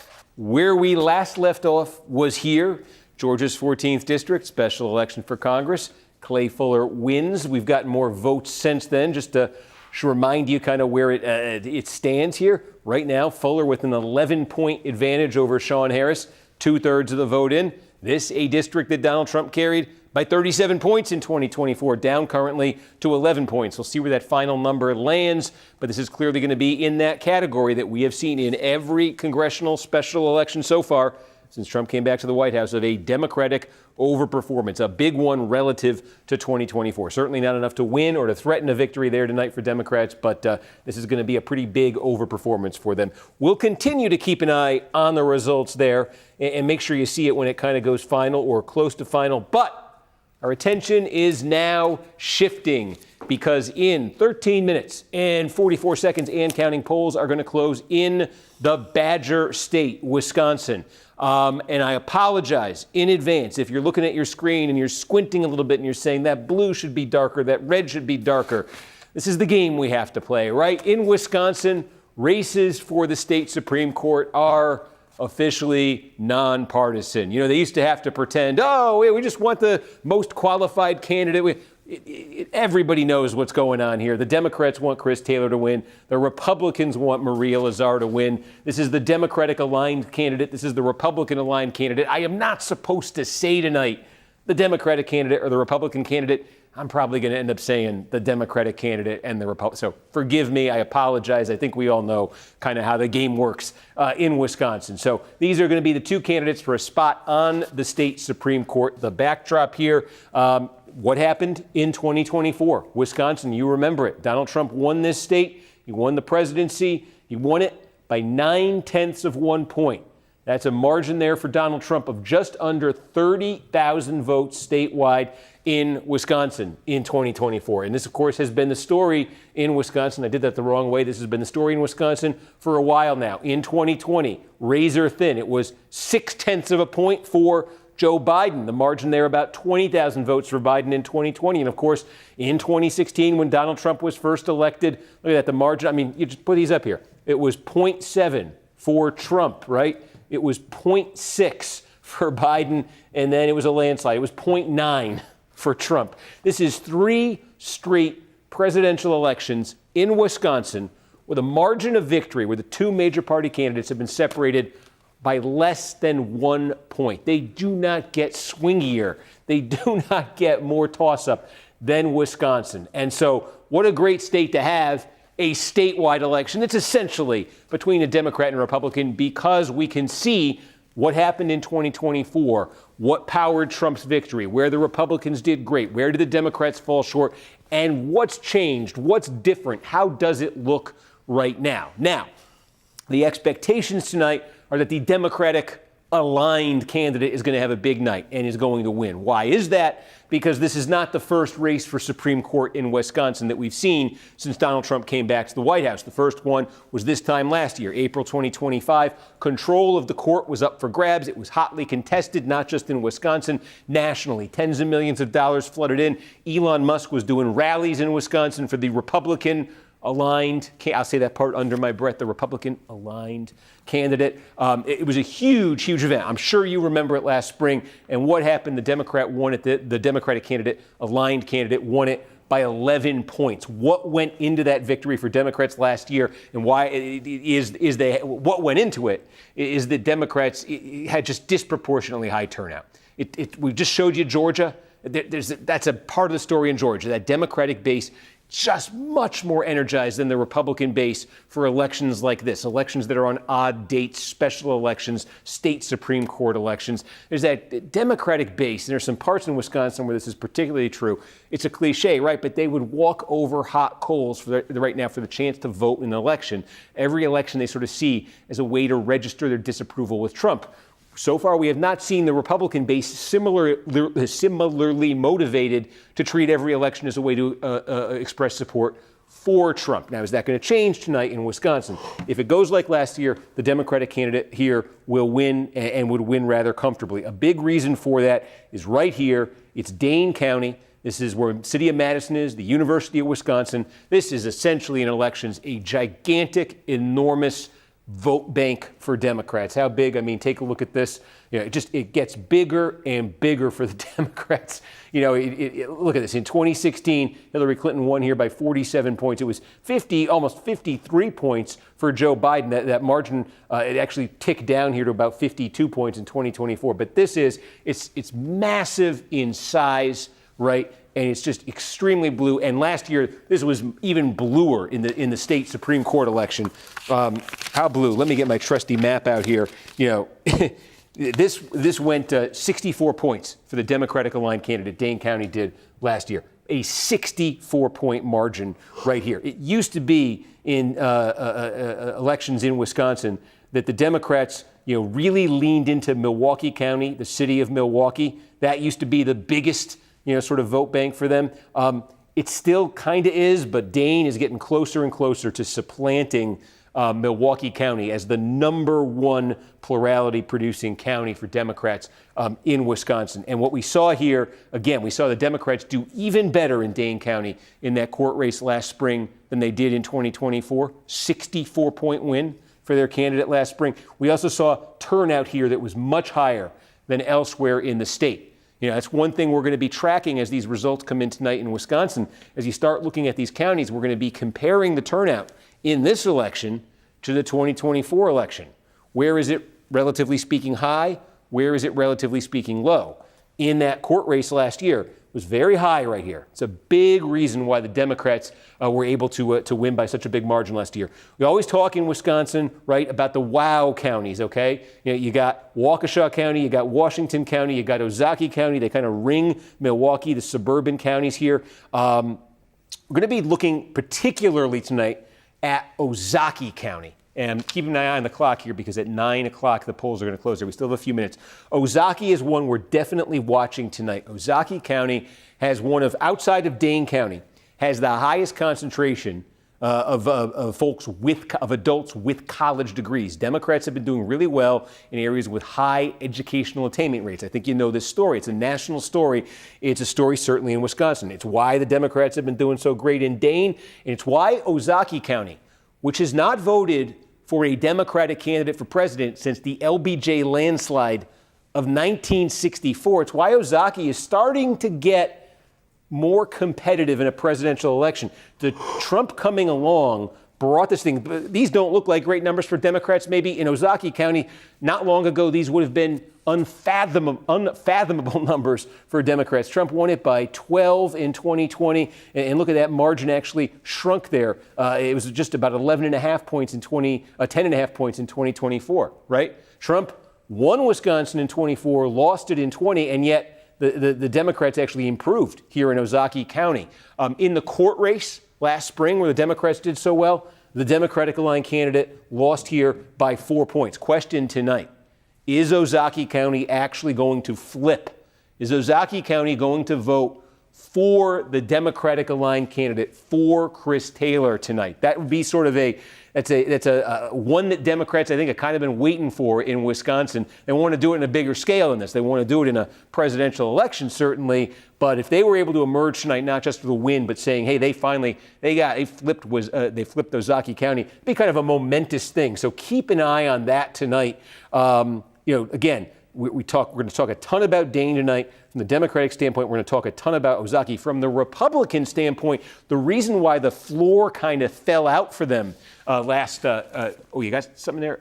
Oh, sorry, the reason why the floor kind of fell out for Republicans last year in that court race, here's a term you're going to be hearing a ton about tonight, so I might as well define it now that I have a few minutes before polls close. I'm going to draw a circle here. This is very rough, and this is, anyone know this one? Did you take like a geology class in college? This is the driftless area. The what? The driftless area here in Wisconsin. What is that? That's a reference. This goes back to the glacial age. The glacier came down and it missed this area. So where the glacier went, it flattened everything out. You don't have mountains, you don't have hills, you don't have rugged, jagged scenery, but you got it in the driftless area. In the driftless area, the glacier missed it. You didn't get that glacial drift, and what you get is that beautiful landscape there that's very unique relative to Wisconsin and much of the upper Midwest. Politically, though, why am I talking about geology? Is that geology? Why am I talking about that? I'm talking about it because politically this is a very distinct and unique area.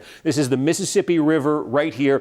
In these Mississippi River counties and just inland from them, they're blue-collar counties. It's small-town Wisconsin, and they were very loyal to the Democratic Party well into this century. We've talked nationally about sort of rural, blue-collar, small-town voters drifting toward the Republicans. It's a big story nationally, but here you still had like Obama carrying counties by pretty good margins, through like 2012. It changed when Trump came along. Some of the biggest shifts in the country, Democrat to Republican, when Trump came along, were right here along the Mississippi River in the driftless region. In fact, it kind of expanded. If you went over into Iowa on this side of the river, you saw the same thing. Okay, this region right here, the entire country, is where Trump really surged in 2016.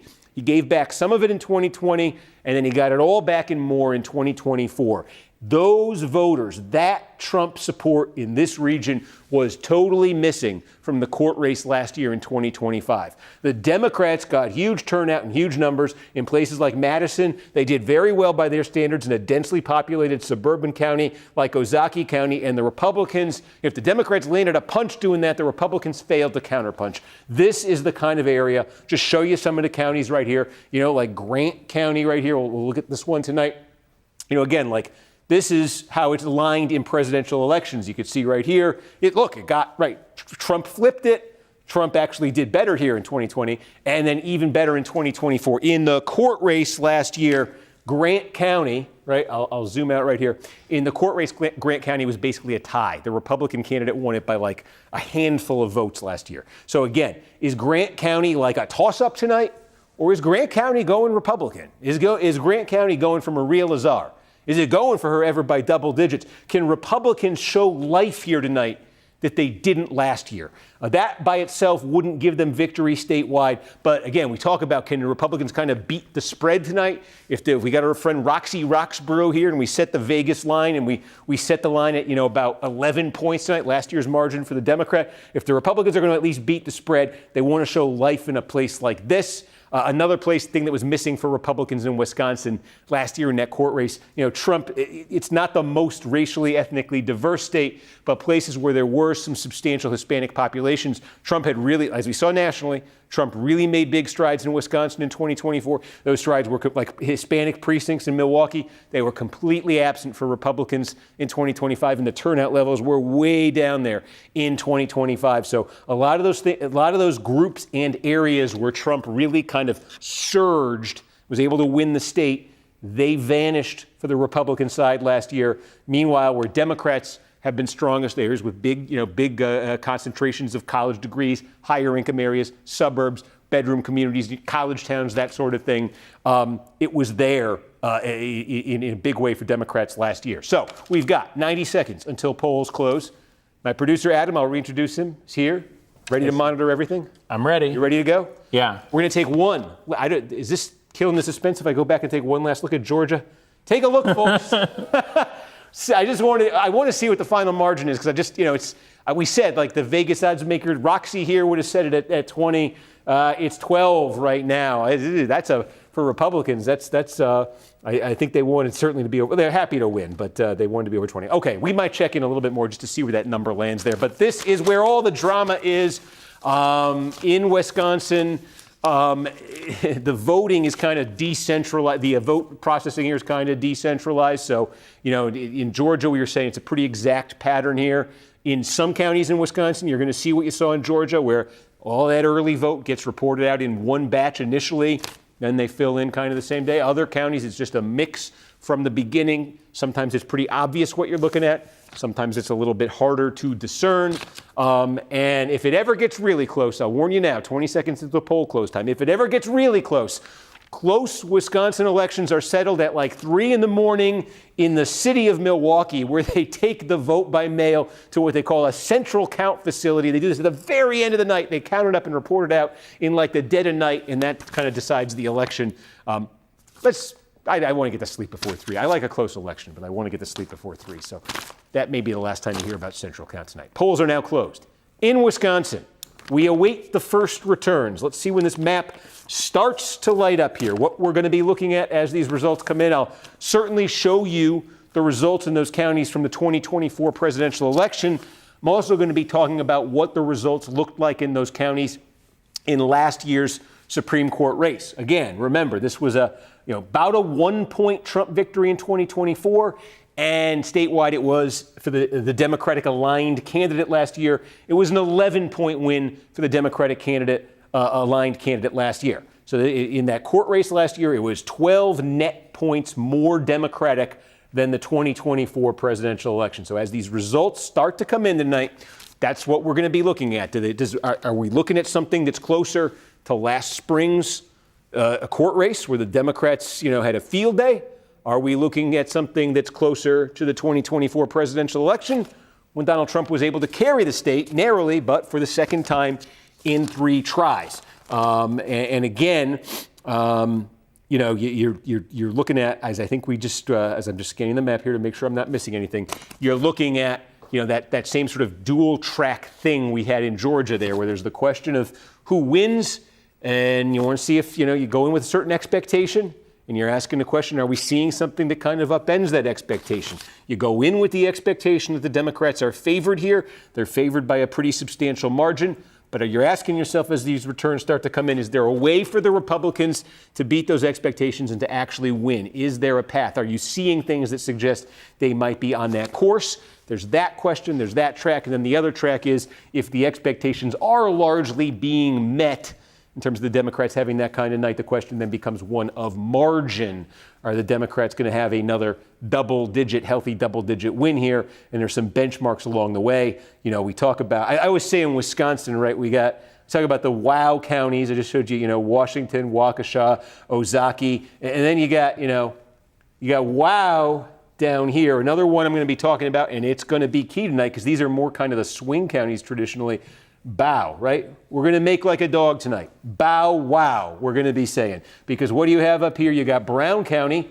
That's where the city of Green Bay is. You got Outagamie County. That's where Appleton is. And then you got Winnebago. That's where Oshkosh is. Did your mother buy you the Oshkosh bagosh when you were a kid? Mine did. That's where it came from. It's the sort of you got the Fox Valley in there, the Fox River. But you got, a good chunk of vote is going to come out of here. Probably, you're going to have in the Milwaukee suburbs, and you're going to have a quarter of the vote just from that. You're probably going to have 10% from right here. Madison itself is probably going to be, Dane County, I should say, is probably going to be about 12% of the vote tonight. All those kind of driftless counties I was just talking about, the driftless area kind of, some counties it hits all of them, some counties it hits some. It's ill-defined, exactly, but, probably 10% of the vote is going to come out of the driftless counties. Again, we'll get into more of this. You got Racine and Kenosha right down here. Probably 5% of the vote's going to come out of there. Again, now you're getting down by the Illinois border. Rockford, Illinois is here. You're going to have like Janesville. Janesville, here's your trivia question. Remember what former Speaker of the House was from Janesville? It was Paul Ryan. Paul Ryan from Wisconsin, Janesville, Wisconsin. So again, you got little Door County here, Resort County, Retiree County. This one had remember in the 2024 presidential election, there were some counties across the country that had that streak of always voting for the winning candidate nationally.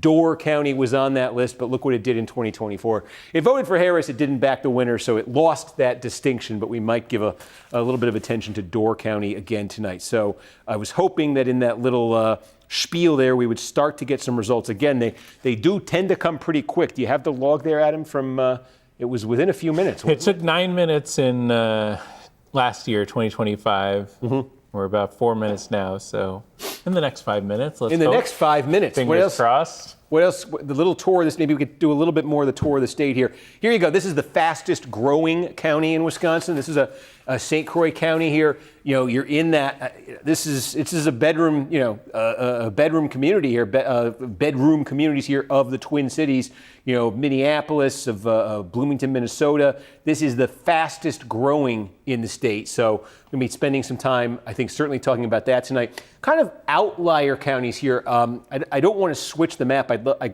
tempted to show you the red-blue map from 2024 because it's in a presidential election. It's pretty distinct here. The sort of interior of the state, the northern state here, is basically just one sea of red, except for right up here. What you're looking at, the city of Superior is here in Douglas County, right? This is Lake Superior here. You're into Minnesota. This is right across the way. It doesn't write that well. That's Duluth, Minnesota. Like Duluth, Minnesota's right there. You head up into the Iron Range of Minnesota right there. But these three counties actually have been outliers in this area of Wisconsin. And keep this in mind tonight as the map fills in. You'll probably see blue up there, right? Harris was able to win here in Douglas County, where Superior is. That's the biggest city, certainly in this neck of the woods in Wisconsin. Next door in Bayfield County, Harris was able to win. Ashland County, Harris was able to win here. You got a combination of things that are happening there. Again, Duluth, there's a blue-collar kind of union presence there historically that worked in Democrats' favor. There's still some of that. Wisconsin was a state where that sort of blue-collar small-town vote, like I was saying in the Driftless area, it didn't defect, to the Republicans the way it did and as early as it did in some other, in a lot of the rest of the country. You got some sort of like artsy communities up here too, and you've got some large Native American populations too, which tend to help Democrats in elections. So you probably see at least 3 blue counties up here tonight amidst a sea of red. So that's one more thing I think to sort of keep in mind as the results come in. You work your way. I say Ozaukee County, you could go north about halfway between Milwaukee and Green Bay. You got Sheboygan. Maybe I just like saying Sheboygan. It's the most Wisconsin sounding name out there. Again, as you could see, I'm just hoping this map lights up. We can put an all call out for questions in the YouTube chat. We did get one question from a viewer. They want to know if there's an incumbent or who holds the seat right now. And this is a seat from Rebecca Bradley. Right. She was a justice that was appointed by Scott Walker, a Republican, and is at the end of her 10-year term. So no incumbent here, but that's this seat. And the other kind of benchmark we have is the 2025 race, which was last year. Yeah. I don't know if you want to show that. Oh, that's a great idea. I do and I don't, because I don't want to go off the screen. There's that moment. Here we go. What do we got? Oh, okay. Here we got it. Unselect. This is going to be tough tonight. Look, this blue is not too different from the gray, because we got to do this whole exercise here where they're Democratic aligned and they're not Democratic. Let me get my notes out here. Okay, so Jefferson County here, we're going east of Madison, east of Dane County here. Now, right away, I say some of these counties, they put out early vote, they put out absentee vote first.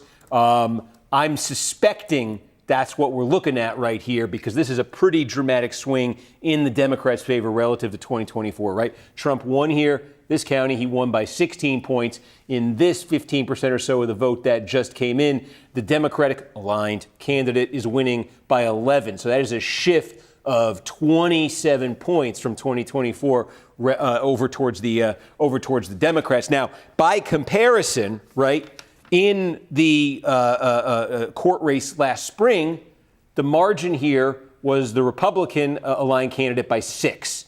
So this is, I think we're probably looking at, is this probably a good estimate here? This is mail. Would think so, yeah. This is the vote by mail tends to be the most Democrats. Some Democrats like to vote by mail. Not many Republicans tend to vote by mail. So when you see a swing that big, we'll see as more comes in. My suspicion is you're looking at, vote by mail here. But this is a county where, as this one comes in, this is not a, particularly massive one. But as the result comes in, again, you're asking, is the final result closer to Trump winning by, the Republican candidate winning by 16 or the Republican candidate winning by 6? 16 was what the Republicans got in Jefferson County when Trump carried the state, by this much. 6 is what the Republican-aligned candidate got last year when it was a landslide loss. And now we just got much more of the vote in there in Jefferson County. Okay, we got bigger fish to fry here, but okay, we've got almost half the vote in Jefferson County, right? And that's the question we're asking. And the answer is sort of C. It's not just the Republicans aren't even winning it right now. This is a Democratic +6 margin in this county now with more than 40% of the vote in. And I see some biggies just came in. Let's go over to them. The wow, we got a bow and we got a wow. Where do we start? Let's go with the wow. Let's go with Waukesha because this really is, one of the giant ones here. Giant suburban county. Well, okay, it's I picked the wrong one. We've only got 235 votes. Let's go up to Green Bay. Not much better. Okay, this. Let's stick on Jefferson until we get more out of those places. I see the colors, intuitive big puzzle pieces, and I got excited. But the only county of the 3 right now where we have meaningful vote is Jefferson County. So again, let's just linger on that again for a minute here, because again here in Jefferson County, it was I could do it this way: 24, 25. Tell me if more comes in. And tonight, right?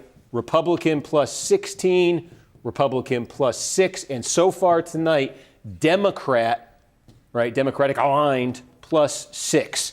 So that is, and that's with 40% of the vote. We're looking at more than just mail there right now. I see we're getting Kenosha. Okay, again, Kenosha, Racine.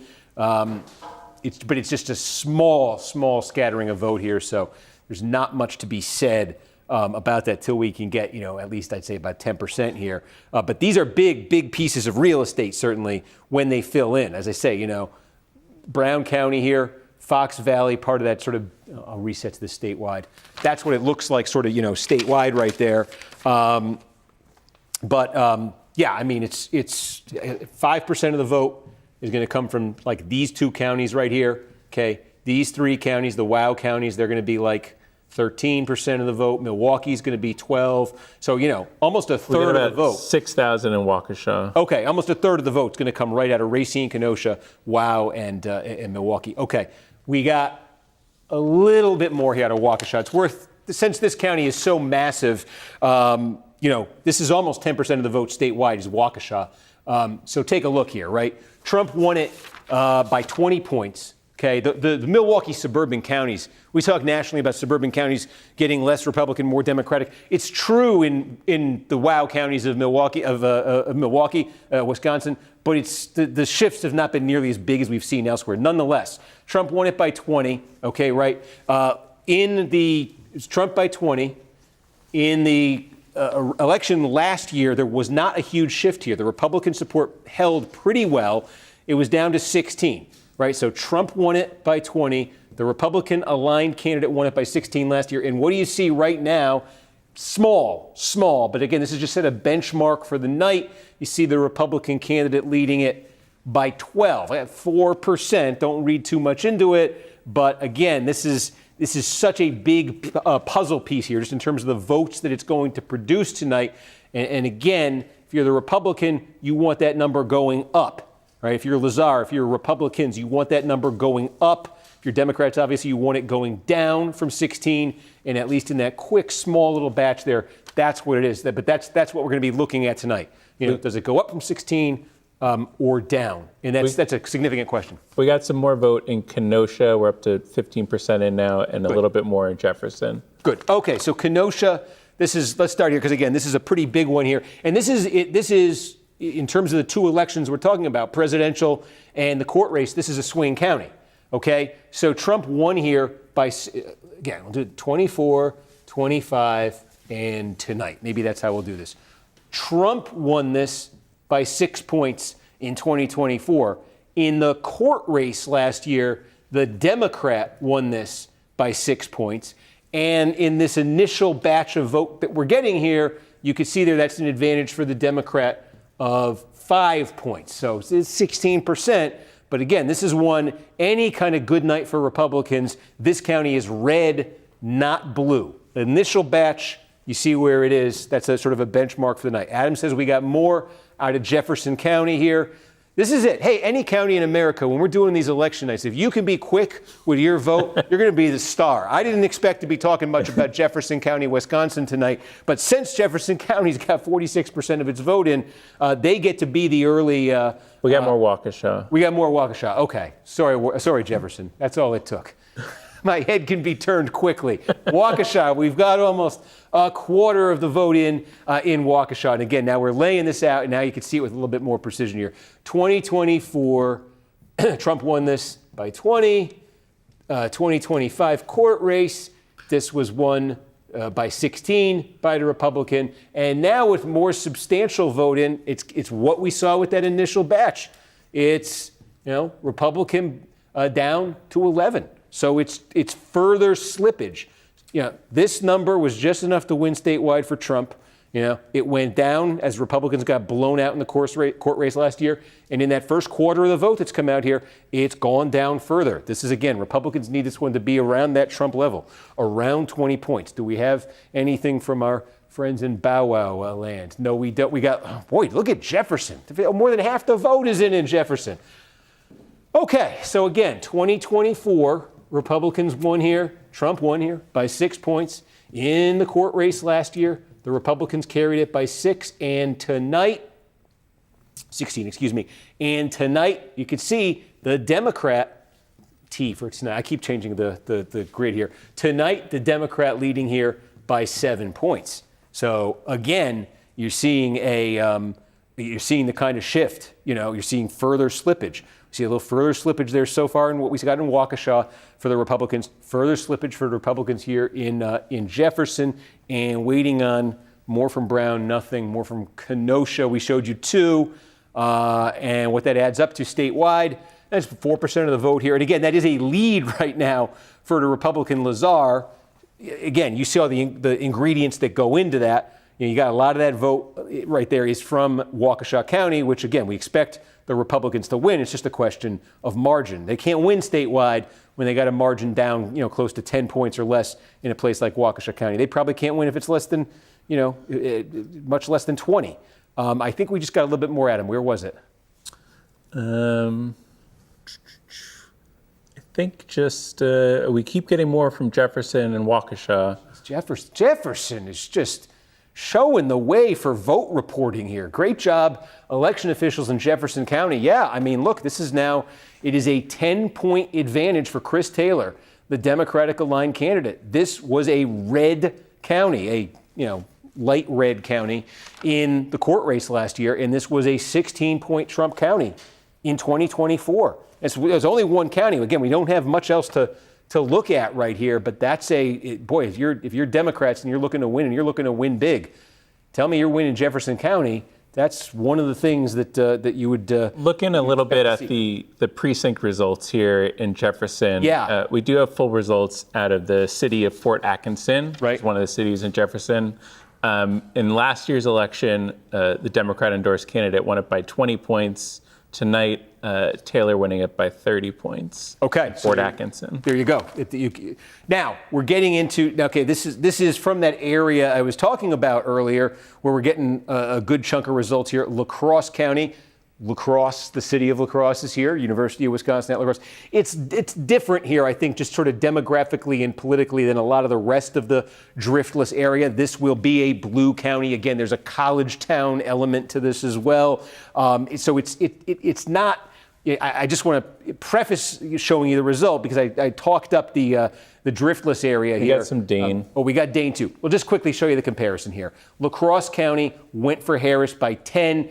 Currently, it's going for Taylor, the Democratic aligned candidate, by almost 30 points. And La Crosse County in that, it was 26 last year. So that's further growth for the Democrats. Again, demographically, if you see colleges, Democrats are expecting to be doing very well. Dane County, we said this is the huge vote bank for Democrats. 74, 26, and 10% right here. This is actually, again, this is a 50-point margin so far for the Democrats. It was 64 for them last year here. So this initial 10%, at least, not as favorable to them. But that number can grow. It typically has grown on election nights. I'm just seeing nothing more in Brown County.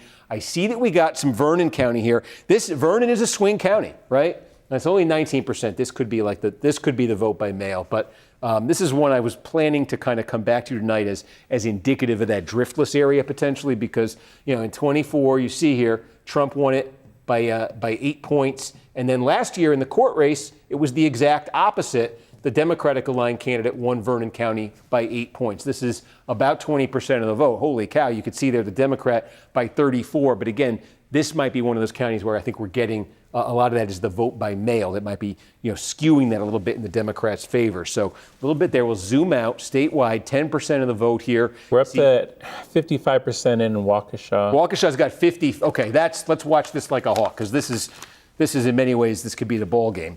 To be honest with you, it's that big. More than half the vote is in Waukesha County. Okay, and again, this is a little bit less than 10% of all the vote statewide. Okay, this did not. We talk about the Democrats having a big night in that Supreme Court race last April. The Republican vote held pretty well in Waukesha. You probably saw this a minute ago, but I got to put it back up on the screen. Trump by 20. The Republican vote here didn't slip much in that court race last year. The Republican vote was 16 for the Republicans. Right now, though, it is slipping further. It's down to 12, from 20 when Trump won it to 16 down to 12. And that's not the biggest, shift there in terms of just that number, 4-point shift.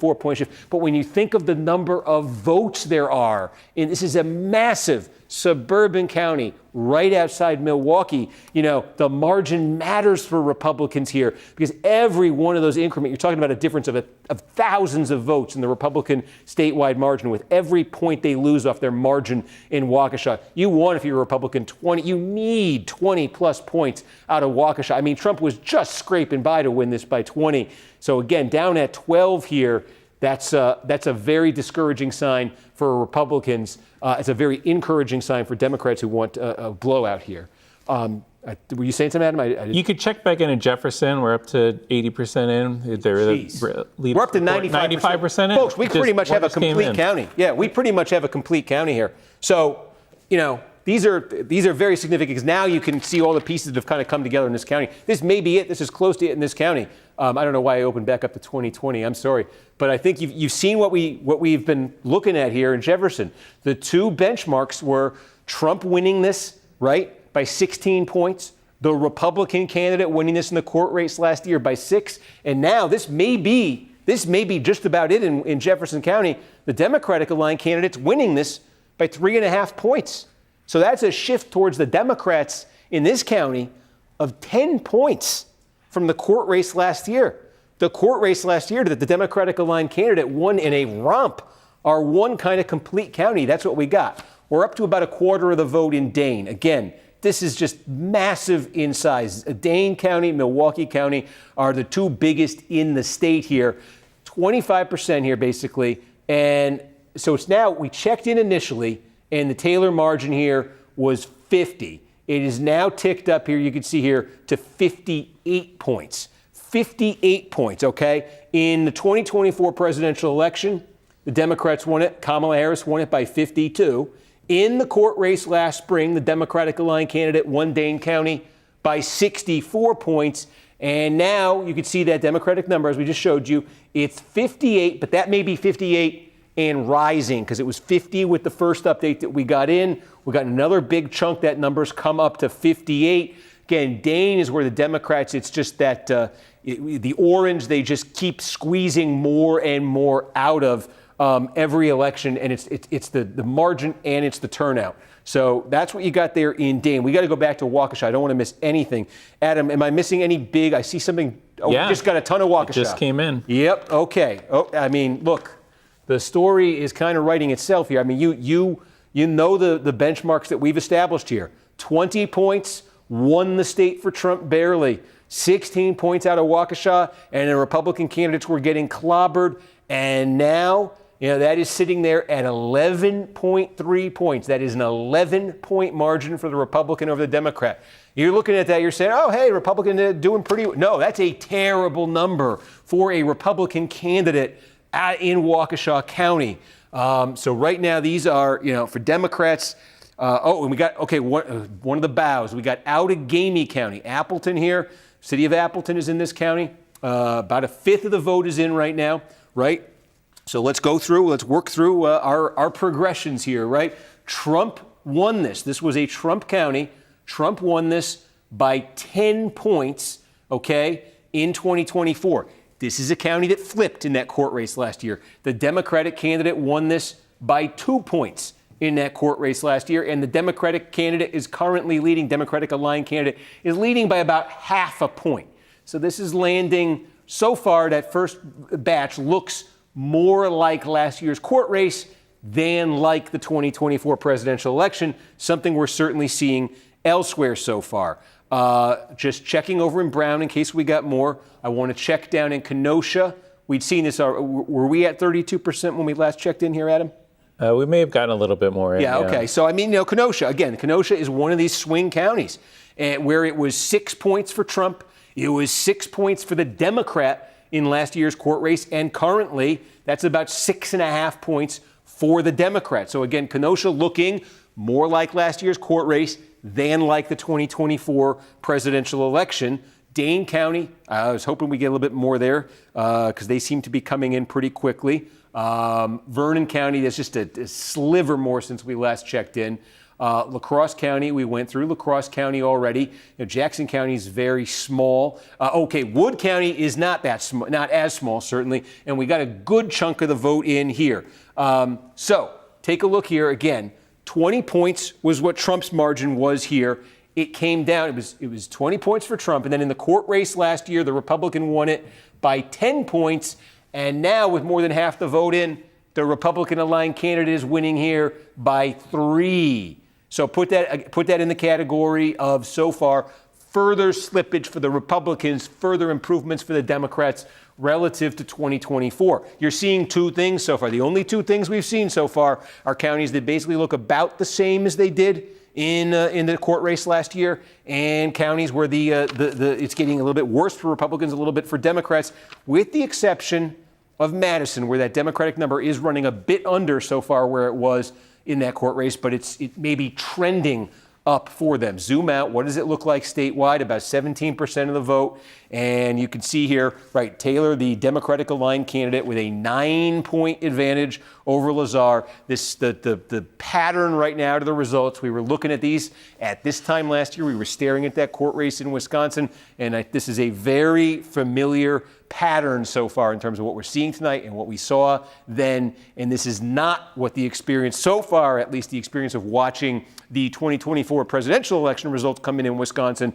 It was not looking like what I'm looking at as I start to see these counties fill in, at least so far here. Now 41%. So, this is another one we can, Trump won here. This is a 29-point Trump margin, right? That came down in the court race last year. The Republicans won here by 20 in the court race last year, and 40% of the vote so far is in, and the Republican candidate's margin is 12. So again, that category of further slippage for the Republicans, and certainly something that looks more like last year than like 24. It looks even better here for Democrats than it did last year. We got some more from Winnebago and more from Brown. So we got Oshkosh here. We got half the vote in Winnebago County, where Oshkosh is. And again, these bow counties are swing counties when it comes to, they voted for Trump. They voted for the Democratic candidate last year. They voted for the Democratic candidate last year in Winnebago County by 7 points. Half the vote is in. They're voting for the Democratic candidate by 13 points. Take a look up at Brown County, where Green Bay is here. Now, about a quarter of the vote is in Brown County. They voted for the Democratic candidate. Okay, now this one so far is better for the Republicans, at least the vote that we're looking at. It's a quarter of the vote, but I can show you it, right? Brown County in 2024 went for Trump by about 7.5 points. It flipped over in the court race last year and went for the Democratic candidate. Quarter of the vote by 4 points. A quarter of the vote is in. That's a 5.5-point margin for Lazar, for the Republican. That's the first county we've looked at with any kind of meaningful vote in where we would say, from the Republican standpoint, it's closer to 24 than last year. That's encouraging news. They're getting a lot more of those. And again, that's 23%. That, those numbers can jump around, but that is something Republicans need to start replicating as more vote comes in here. I see Waukesha, we're up to almost 3/4 of the vote is in now in Waukesha County. You know the story here, and with this much vote in, the picture really looks like it's kind of starting to solidify here. 20 points for Trump, 16 points for the Republicans in the court race last year, and right now, 10 for the Republicans. So that is, again, in a county that big, that is a massive shift with statewide ramifications. Zoom out, take a look at the statewide vote here. 1/4 of the vote is in statewide. And wow, look at that Taylor margin, with the numbers that we're showing you, it's not a surprise to see that Taylor margin sitting, where it is right now. Dane County seeing if more came in. Now we're up to about half the vote. Okay, and see, we said it might be trending up in Dane County. It is absolutely the Democratic number trending up as more vote comes in Dane County. Could end up producing the biggest Democratic plurality in Wisconsin. Want to go back to statewide? Yeah, statewide. Yep. It calls. Oh, geez. Okay. There it is. And there's the check mark. I got as much drama out of that as I could. These numbers for Chris Taylor were pretty authoritative, pretty definitive, and what it means is that let me get it right for the record here. NBC News projects that the Democratic aligned candidate, Chris Taylor, has been elected to the state Supreme Court. This does represent a flip of a seat on that court. This is a seat held by outgoing Republican-aligned Justice Rebecca Bradley, meaning in terms of the politics of the court in Wisconsin, this now gives the Democrats, with this victory, a 2-seat majority on that Wisconsin Supreme Court. That means, the way these elections are scheduled, their majority is now safe until at least the year 2030. So with this victory, the Democratic side in Wisconsin on the Supreme Court pads its majority, now has a 2-seat majority, and given the scheduling of these elections, cannot lose it until at least 2030. So this is and for this call to come in this quickly from our decision desk, this is a pretty definitive result. I think you could just see from what I was showing you there, the ingredients that went into that. I think this might have been what came in. I think the Dane number just got adjusted a little bit. In fact, yeah, I think this might have been what precipitated the call. We got a big batch in from Dane, and you could see here, I think the total turnout, the total expected vote in Dane was just adjusted upward, it looks like. So that issue there, this is the big Democratic county. It looks like there's massive turnout for this thing. And that Democratic margin with this latest update out of Dane County, that Democratic margin now stands at 61 points. That is way, way north of where it was in Dane County in 2024. In the Trump year, Kamala Harris won it by 52. In last year's state Supreme Court landslide, the Democratic candidate won it by 64. This is the third update from Dane tonight. It's gotten more Democratic each time. It now stands at 61 points. Yeah, that's landslide territory for Democrats. We said for the Republicans, if the Democrats are going to drive up big numbers out of Dane County, Republicans have to answer in the WOW counties. They have to answer in the suburbs of Milwaukee. And instead, this is a Lazar lead here, again, of about 10 points. It's a little bit south of 10 points now as a little bit more vote has come in. But this is the kind of place Republicans have to be winning by 20+ points. So this number that we've been seeing now come in 4 or 5 updates in Waukesha County has been further slippage for Republicans from last year when they got clobbered statewide. So that was a very terrible early sign for Republicans.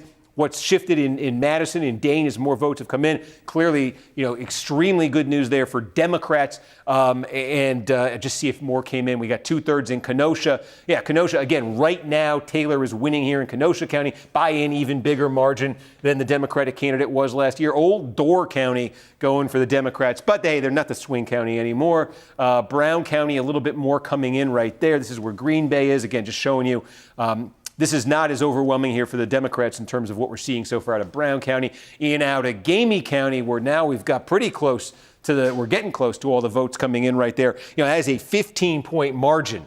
How about this? This is a 15-point margin for the Democrat in out of Gamey. What was it for the Democratic candidate in a court race last year? It was 2. It was 2.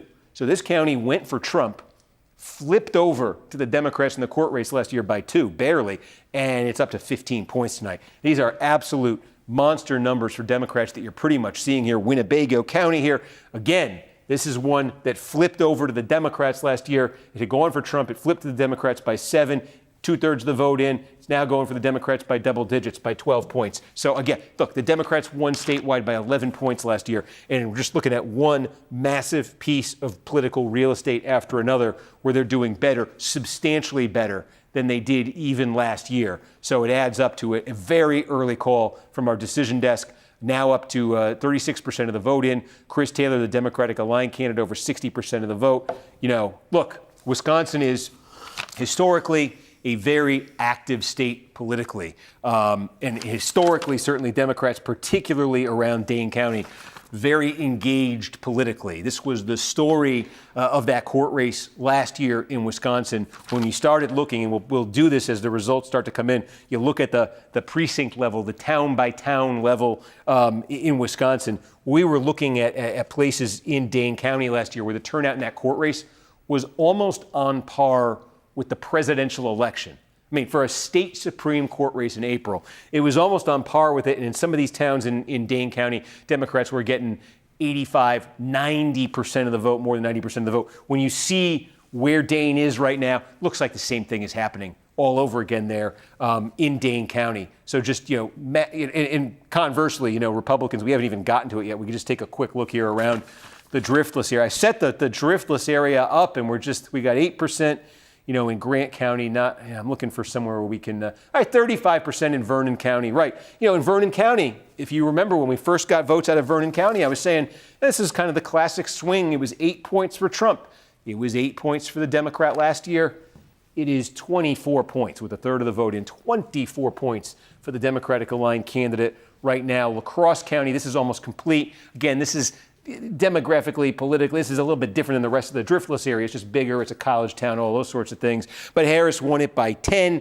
It went up to 26 points. Here's another one, though. It was 26 points in the court race last year. 26. Look at that. It's 37 for the Democratic Align candidates. I mean, these are, right, the Democrats won a blowout last year, and they are adding by double digits in some of these big counties to their margin from last year. So 41% of the vote has come in now statewide. Boy, it was slow for those first 9 minutes, but boy, did it speed up. That Democratic margin sitting now over 23 points statewide. I think we might have some Milwaukee, and we got about half of Milwaukee County is in right now. Half of Milwaukee County and about 63% of Dane. You know, 135,000, 89. Yeah, I mean, you could just see through the numbers here. It's not the turnout level. Look, there's 63% of the vote in Dane. They're 48% in Milwaukee. Look, that adds up to about 90,000 votes that have been cast in Milwaukee County. 63% of the vote, you know, that adds up to 125,000 or so there. Again, just sort of, you know, massive turnout.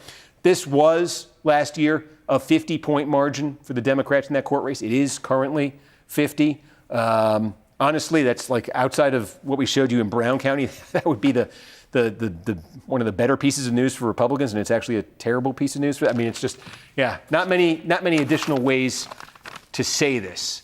What do we do? This was the quickest one we've had. A note on our projection from the decision to this. Yeah. They collected precinct results in over 400 precincts in Wisconsin, and their model, based on the data, shows an insurmountable lead for Chris Taylor, hence the call. But yeah, 2 elections and tidy few minutes. Great broadcast. I mean, one of the themes tonight, we've been talking about the Vegas line. If we had put the which will be called faster, the Georgia 14th or the Wisconsin Supreme Court, I would have said the Georgia 14th. And yet this one was called in you know, boy, you get used to these presidential elections in Wisconsin where they, you know, 5:30 in the morning and 1:30, you know, and this was, what time was this called? This was at officially 30. Yeah. 30. So, folks, I say we do it from start to finish. When the race is called, well, the race was called, so I don't want to, you know, waste any more of your time. Thank you for tuning in. A little bit of a unique night, right? The doubleheader, all of that. These have been fun. Keep the feedback, keep the comments coming in. We got more coming up. Here's the calendar. Here's the schedule. Next one, very important note. That's a Thursday, April 16th. It is not a Tuesday. I don't know why they're doing this in New Jersey, but the special election to fill Mikey Sherrill's House seat is going to be Thursday, April 16th. We will be here for it. We'll be here the next Tuesday for that Virginia redistricting initiative. That one is looking close. That could be a statewide election that keeps us up all night. That's going to be a fun one. Tune in for those. Spread the word. Send us your feedback. I don't know why I'm clapping, but thank you for joining us, and we'll see you next Thursday night.